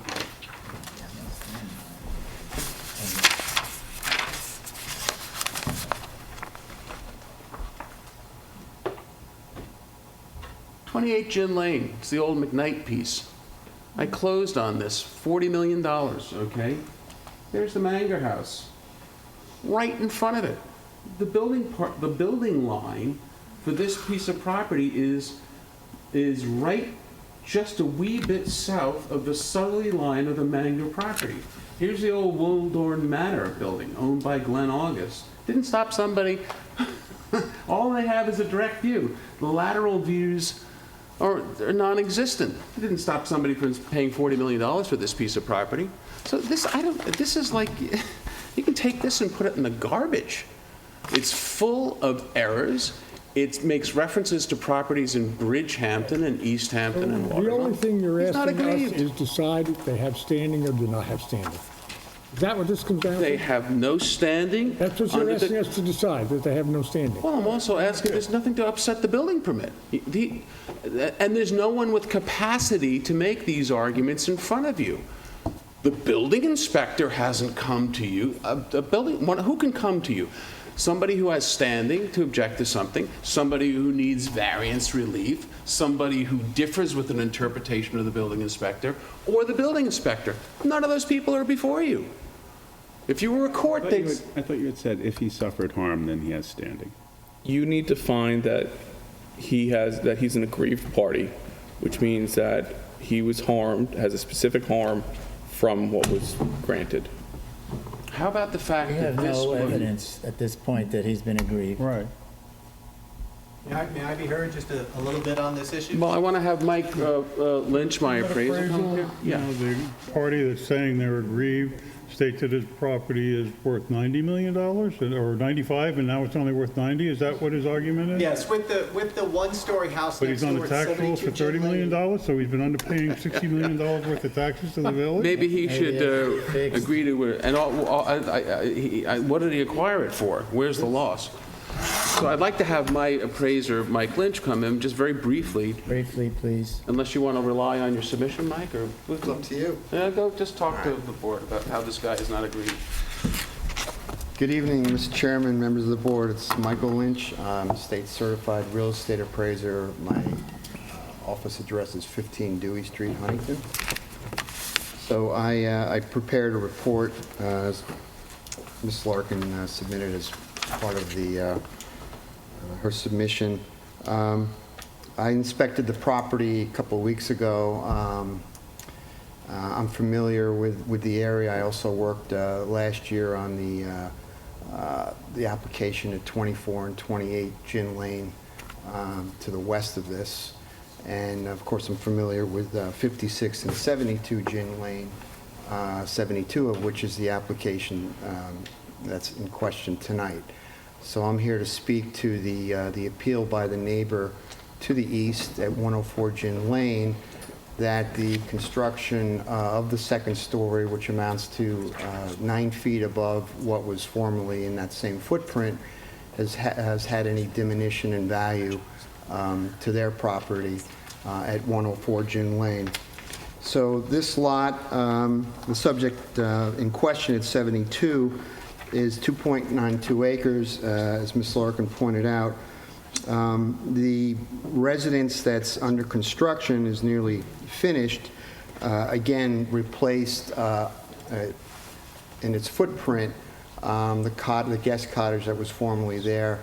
We're now 9 feet over what was there. So the neighbor to the west, to the east rather, at 104 Gin Lane is alleging now that their view shed is impacted due to this extra 9 feet. Also along that border of that immediate, well, actually there's another lot in between. They're essentially 9 feet property line to property line at that point where the guest residence is being constructed. But the neighbor at 104, again, is alleging that this extra 9 feet has now affected their ocean view shed as you're looking to the southwest. What I prepared in my report, I talk about other nearby properties in the immediate area of Gin Lane between Lake Agawam and Little Plains Road. That immediate section in the historic district on the south side of Gin Lane. By the way, this would not be an area that would be a candidate for affordable housing. So anyway, in my report, if we turn, I don't think you have a copy of my report in front of you, but on page 3, paragraph 6, I talk about the subject, rather 104 Gin Lane, which is immediately to the east of this. I don't know if the camera can zoom in on my photo here. Mr. Bennett pointed to this one photo. But as you can see, this is what the neighbor, South Lane Properties, is alleging. As you look at this bird's eye view oriented south, you can see the main residence, which again is a double lot. And as you're looking to the southwest, is the subject cottage. This is actually the older photo of the former guest residence that was demolished, but again, the footprint is the same. In between the properties, there's a tall hedgerow of evergreen vegetation, but now again, the new structure is approximately 9 feet over what formerly stood there. And the appellant here is arguing that view shed now is affecting the overall value since, again, that 9 feet was constructed. Now, this double lot of 104 Gin Lane is roughly 400 feet of frontage, ocean frontage. I scaled, based on the subdivision map, that the main house is approximately 200 feet from the mean high water line, so it's relatively close to the ocean dunes. There's approximately 250 feet away, structure to structure, to the subject residence that's under construction. And again, there's roughly 400 feet. It's a very wide parcel again, and that main residence itself is relatively close to the ocean. So the view shed is actually far greater than what the companion parcel to us at 56 Gin Lane, which shares common ownership with 72. And we can bring that up now, and that's on page 4 in my report. And on paragraph 7, I go into the sale at 56/72 Gin Lane, which again is part of the subject property. This property sold in December 16 for a combined price of $93 million. The subject lot itself was $33 million, and the main house was at $60 million. According to public record and local brokers that I'm familiar with, that's the highest sale on Gin Lane, and in fact in the village of Southampton for a property over the past 10 years. Now, if you look at that photograph, that Google bird's eye aerial, you'll see that the main residence is far more impacted by an adjacent residence, that being 48 Gin Lane. You can see that large 2.5-story residence at 48 Gin Lane is actually even closer than the residence at 104 Gin Lane. It's built very close to the dune line, and again, it's an impairment that's far greater than what 104 Gin Lane is alleging with this extra 9 feet of building area atop a cottage. So that impairment of that view shed obviously didn't affect the sale price of this property, this combined sale of $93 million. Again, it was the highest recorded sale in the last 10 years along Gin Lane in the village of Southampton. The next example, Mr. Bennett pointed this one out, was which was an application before this board. I'm familiar with it. I worked on it before the ARB, and that's 24 and 28 Gin Lane. This is a relatively narrow parcel, and that property sold. That's actually the third highest sale of a combined lot that I found in the village of Southampton. That closed in December of 15 for a combined price of $53.3 million, or $40 million and $13.3 million for each lot. Now, in this lot, this is actually half the ocean frontage that South Lane property at 104 Gin Lane possesses. It's only approximately 207 feet. And as you look, obviously the view shed on here is very narrow in that the house, the 3-story house at Fairley Road, 12 Fairley Road, impairs the view shed to the southeast of the ocean, and the Walden Manor immediately to the west impairs the view shed as you're looking to the southwest, and that's at 16 Gin Lane. Again, this is again a far narrower piece than 104 Gin Lane possesses, and it's got on both sides prominent, in fact, 12 Fairley Road not sale, but the property is a 3-story structure at 61 feet of elevation. So again, I think it's abundantly clear that this 9 feet of increased height of a cottage that again is built upon the original footprint of a structure that was there. The extra 9 feet is required because of the new FEMA regulations. What formerly was in the ground level of that cottage that was raised was apparently a kitchen area, an eating area. There was a bar and a storage area, so that's all lost. So I think it's justified in terms of losing that lower area that they need to go up 9 feet. But again, more importantly, and on a balancing test, I don't see how there is any detriment to the neighboring property as they allege, when I have 2 examples here in the immediate area along Gin Lane where their view sheds were far more impaired yet sold for record prices. And I also have one more example which was brought up. So brief. I'll finish up the 1050 Meadow Lane. This just sold, this was, again, noted earlier, this just sold for roughly $41 million, which is the highest recorded sale in the last 3 years in the village of Southampton. And in this photo, you can see this is 1050 Meadow Road. As you can see, immediately to the east is 1030 Meadow Lane, which is seaward of 1050. And again, that impairs far greater than any impact that 104 Gin Lane of South Lane Properties has experienced. So I'd like to submit that example. I know it was brought up, but this is a public record Mike, will you conveyance. leave that up there? I want Okay. to talk a little bit about that, if I may. So, just to sum up, again, it's not a substantial request here. There is no impact to the neighboring property immediately to the east at 104 Gin Lane. And again, I don't feel that the appeal is justified, and I can answer any questions if the board may have any. Thank you.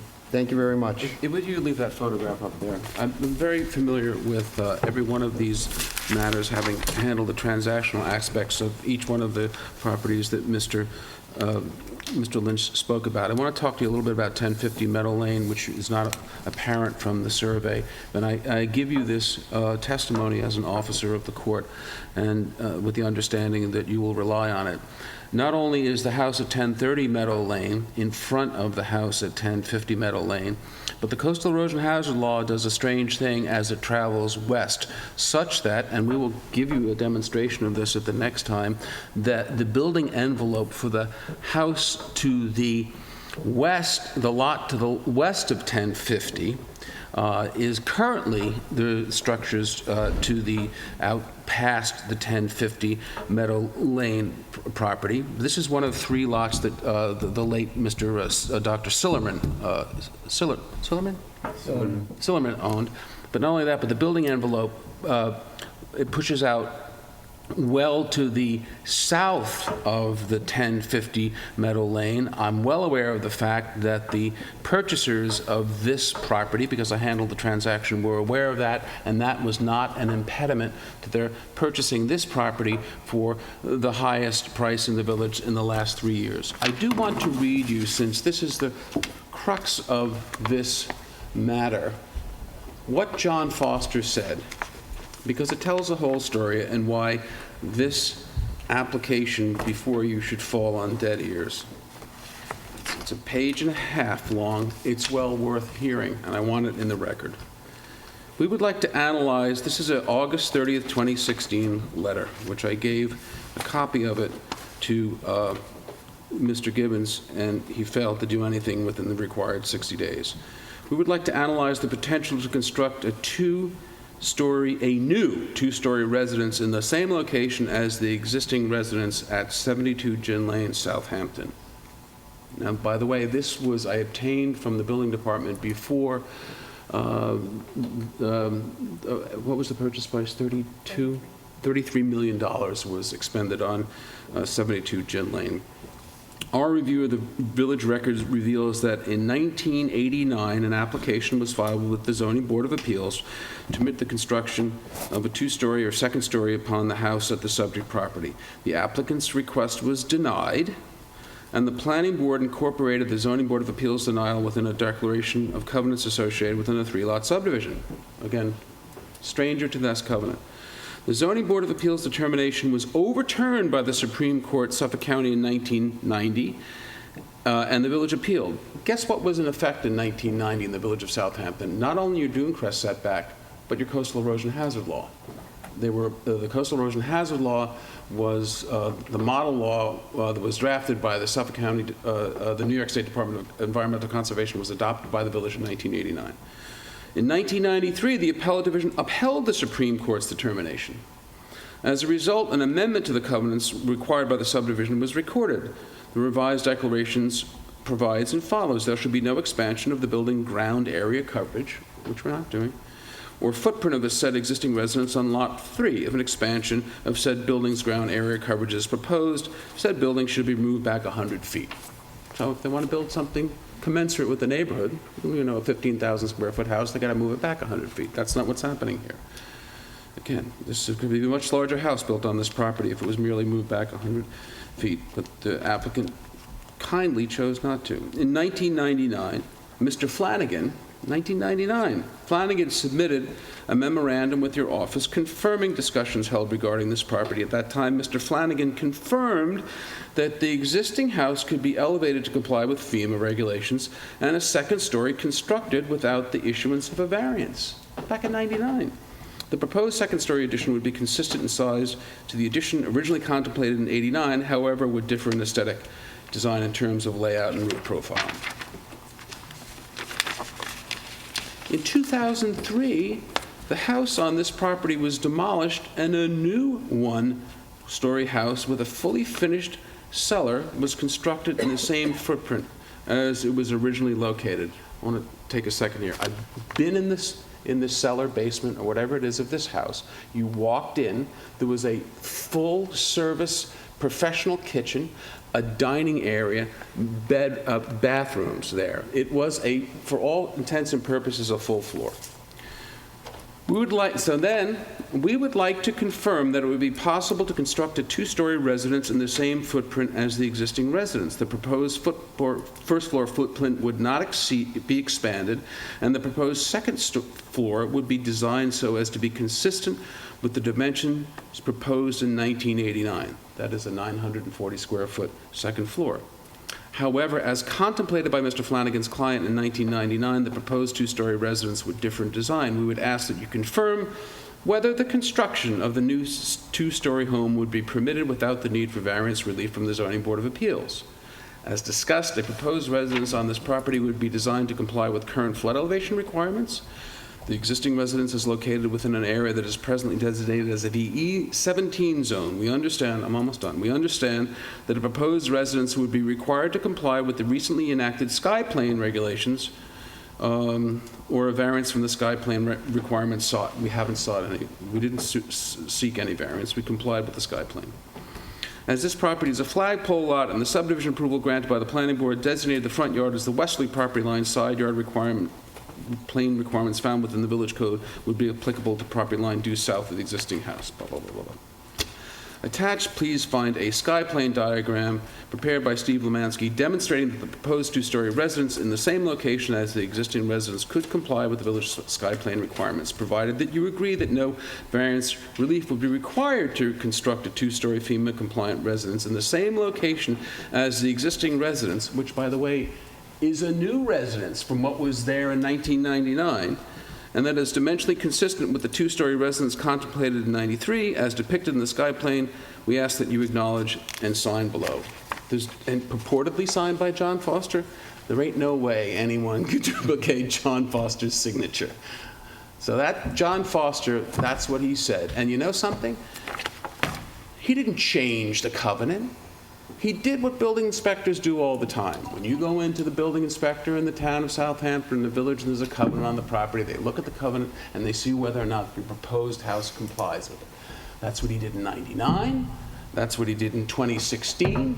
That's what Chris did upon the issuance of the building permit. The house is 75% constructed. The neighbor asked the court to stop it. The court didn't. The neighbor has no standing. I'd like you to keep it open for my further submissions, unless you want to just make a determination right now, which I think you have more than enough information to do, just to say that the applicant has no standing. May I be heard briefly? I promise. I know when lawyers say they'll only talk a few minutes, no one believes them. Mr. Bennett said a lot. Why is that no one There's believes no it? evidence that says that it will be brief. I promise. Mr. Bennett said a lot. Ms. Larkin said a lot. Mr. Lynch said a lot. Yeah. You know what they didn't say? And their silence on these issues, I think, is deafening. They didn't deny that there's a planning board covenant, and they didn't deny that the planning board covenant specifically prohibits new residential construction within 100 feet of the crest of the dune. Mr. Bennett said, well, the property, the house is 13 feet into the coastal erosion zone. No, it's not. It's 13 feet from the crest of the dune. So that was a misstatement. What is a planning board covenant? I'm sorry? What is a planning board covenant?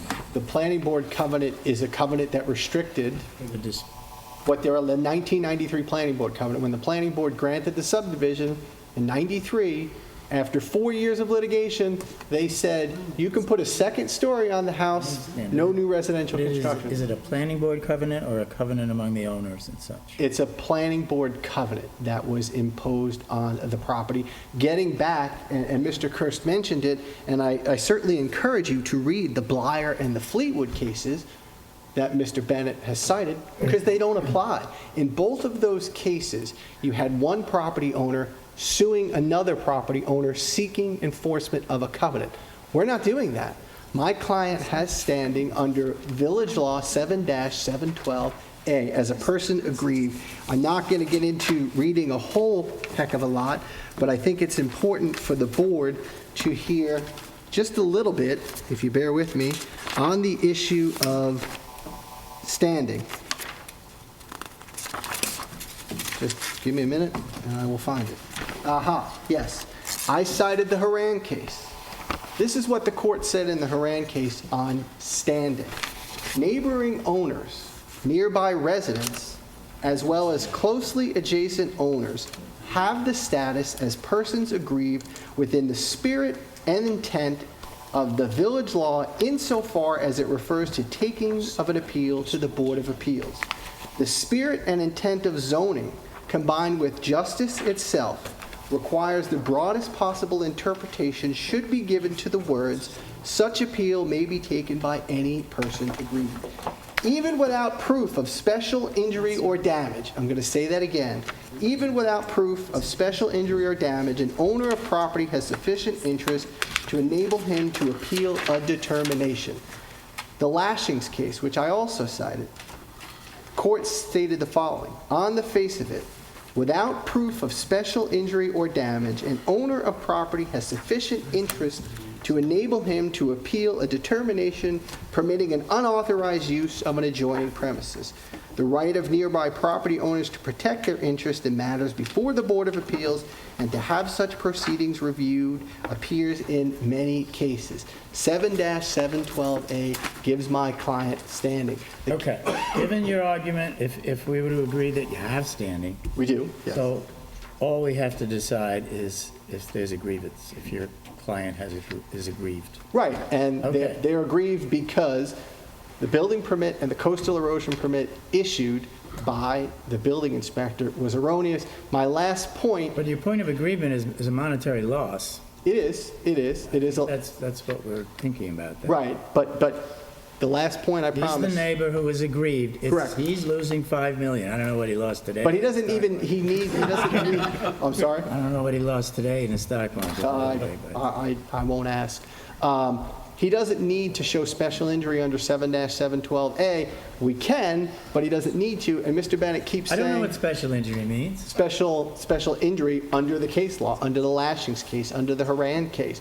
And the fact that the case law doesn't stand for the proposition that, well, another party can attack their appraisal. The bottom line is we showed injury. I don't need to, but I did. My last point on the August 30th, 2016 letter, Mr. Bennett said, I did nothing. I didn't need to do anything. Why? Because it has no validity. That letter, which wasn't Mr. Foster's words, and we don't know what he was thinking, what he reviewed, what questions he asked, what he was told. You want to know why? Because there was no public hearing and no notice to anybody. It was a letter drafted by Mr. Bennett. Look at that letter. Mr. Foster drafts letters on Bennett and Reed letterhead? Really? Since when? So the bottom line is these weren't his words. Mr. Bennett can't put words in Mr. Foster's mouth. We don't know what he was thinking because there was no public hearing. I don't know. I don't know. But anyway. I didn't need to do anything. My appeal is timely. I filed it 5 days after the building permit and coastal erosion permit. Okay. Thank you. I would like. We hear these arguments about standing and timeliness and such. So it seems, you guys, you board members, please correct me if you think I'm wrong, that what's left is is there an aggrievance? Is there a real aggrievement to Mr. Shumway? Well, Yes? yes, and what it is that because the building inspector issued the permits in violation of the planning Well, board that's, covenant. I don't know if that's going to hold up. I think we're down to, is your guy aggrieved? But in the Haran Here. case and the Lashings case that I just read from, it says, even without proof of special injury or damage, a neighboring owner of property has sufficient interest to enable him to appeal a determination. There's been no case Your cited. case was that he's losing $5 million. If I may, I disagreed with Mr. Bennett's cases. I disagree with the citation here by Mr. Gibbons on these cases. The three cases cited are for the proposition that this board needs to hear their claim for aggrievement, not that they're automatically aggrieved. And there's more recent cases, particularly I've got a matter here, Panavan versus Greenberg, 2016. It is, 2016 Supreme Court Appellate Division, 2nd Department. Nevertheless, even a petitioner whose property is adjacent to the subject property must demonstrate that its alleged injury is within the zone of interest. Simply stated, party must show that the in-fact injury of which it complains, its aggrievement, or the adverse effect upon it, falls within the zone. So the cases cited by Mr. Gibbons are correct in that the board can't summarily make that decision of whether or not they're an aggrieved party. Has to hear them out, has to hear out Mr. Bennett objecting to that. Fine. But it doesn't go to the ultimate conclusion that this board is asked to make of whether or not they are aggrieved and have standing. I think that's, above our pay grade, really. I think we have to determine if he's aggrieved, period. Yes. Can I be heard? I think there's some confusion happening here. Well, the confusion could happen.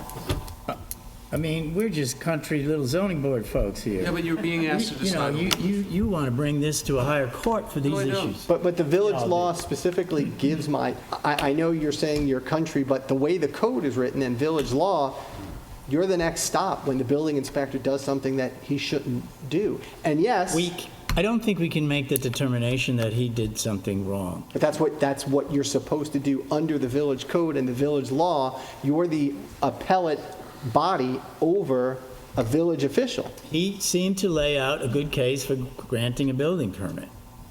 Am I wrong? That's what I think.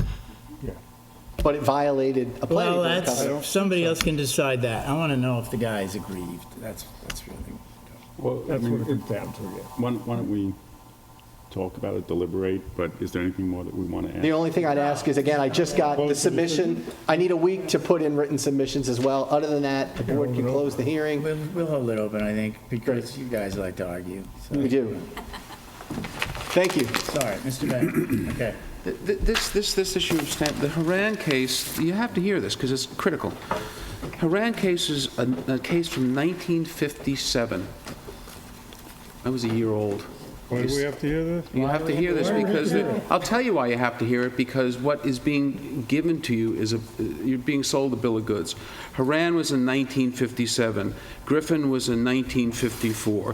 They all, as your counsel accurately pointed out, predate a very seminal case, the Sunbright case, in which I'm so fond of quoting this because I've had courts dismiss Article 78 proceedings time and time again, and it's a great catchphrase. It says, mere proximity is not the ticket to standing. You could be right next door. You have to demonstrate in order to show standing, which, by the way, is something that can be raised in an administrative body.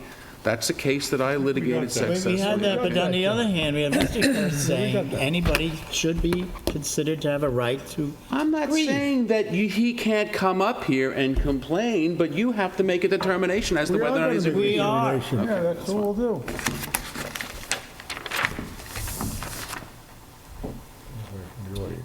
Anybody from the audience? No? Okay, so Adjourn for all purposes. adjourn for all purposes, would you all So moved. agree to? All in favor? I'll second. I'm sorry, second? Second. All in favor? Aye. And